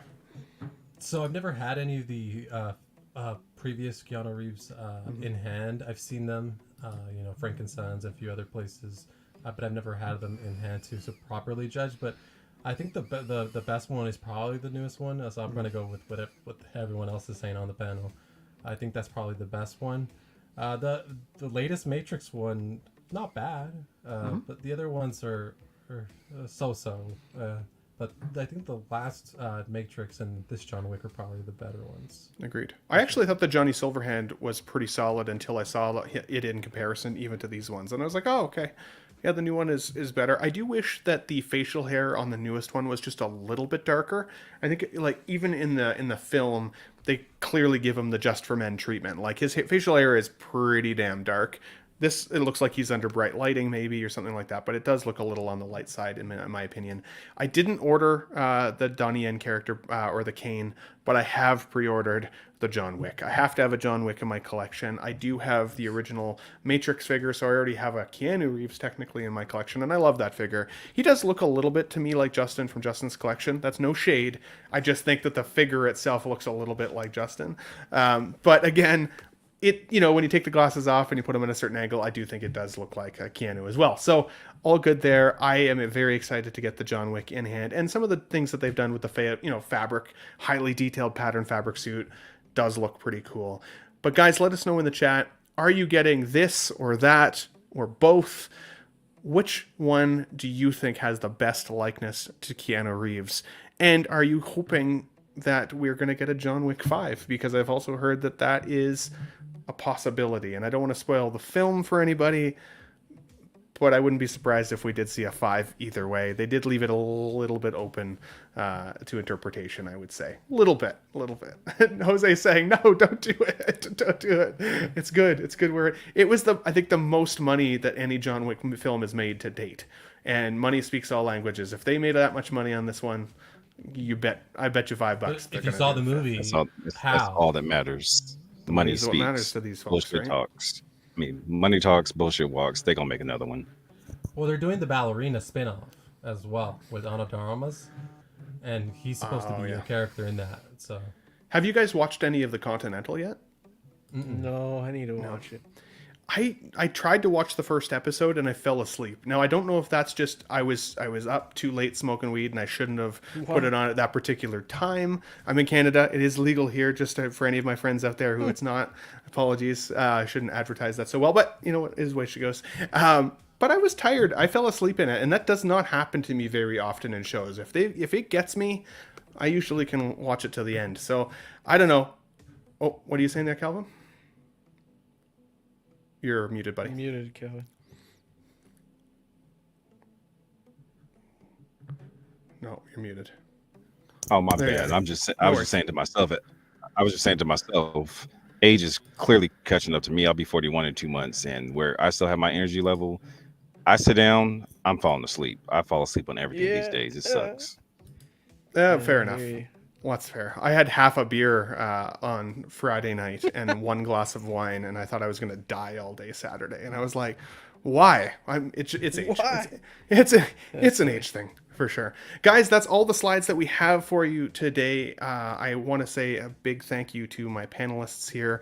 Jose, do you have anything coming up that we can look forward to from you? I know you've been doing your rounds on all the different shows, all the good stuff. Most likely just with Shane tomorrow. She knows. And Mario. Oh yeah. She knows. That's a good one. You waited until she left, though. You waited until she left hate to see say it. something. I mean, I did specifically, yes. You know, my show's called "Let's Get Nuts," guys. Okay, it's practically a green cloud in here. Sorry, what were you saying, Jose? No, most likely with Shane, and then if Mario needs somebody, I'll be around. No Heck yeah. worries. Okay. Well, thanks for joining, everybody. I always appreciate your take and your fact checking, all of the good stuff. Thank you. Calvin, low key collector buddy. I'm so happy we had a chance to get you back on. Thanks for joining in. I know there's a little bit of a delay. Hope you're doing good. Is there anything we can look forward to seeing you? You're probably one of the hardest working YouTube people out there that doesn't actually have a YouTube channel. Anything we can look forward to, buddy? I don't even know if he can hear me right now. He's just so cool. Wait for it. No, Wait he for it. didn't hear you. No, he heard us nothing. Well, as long as he knows we were singing him praises. Calvin, thank you. Thank you. Yeah. Can you hear us? I think it's lagging for you, buddy. I think it's still telling him. Yeah.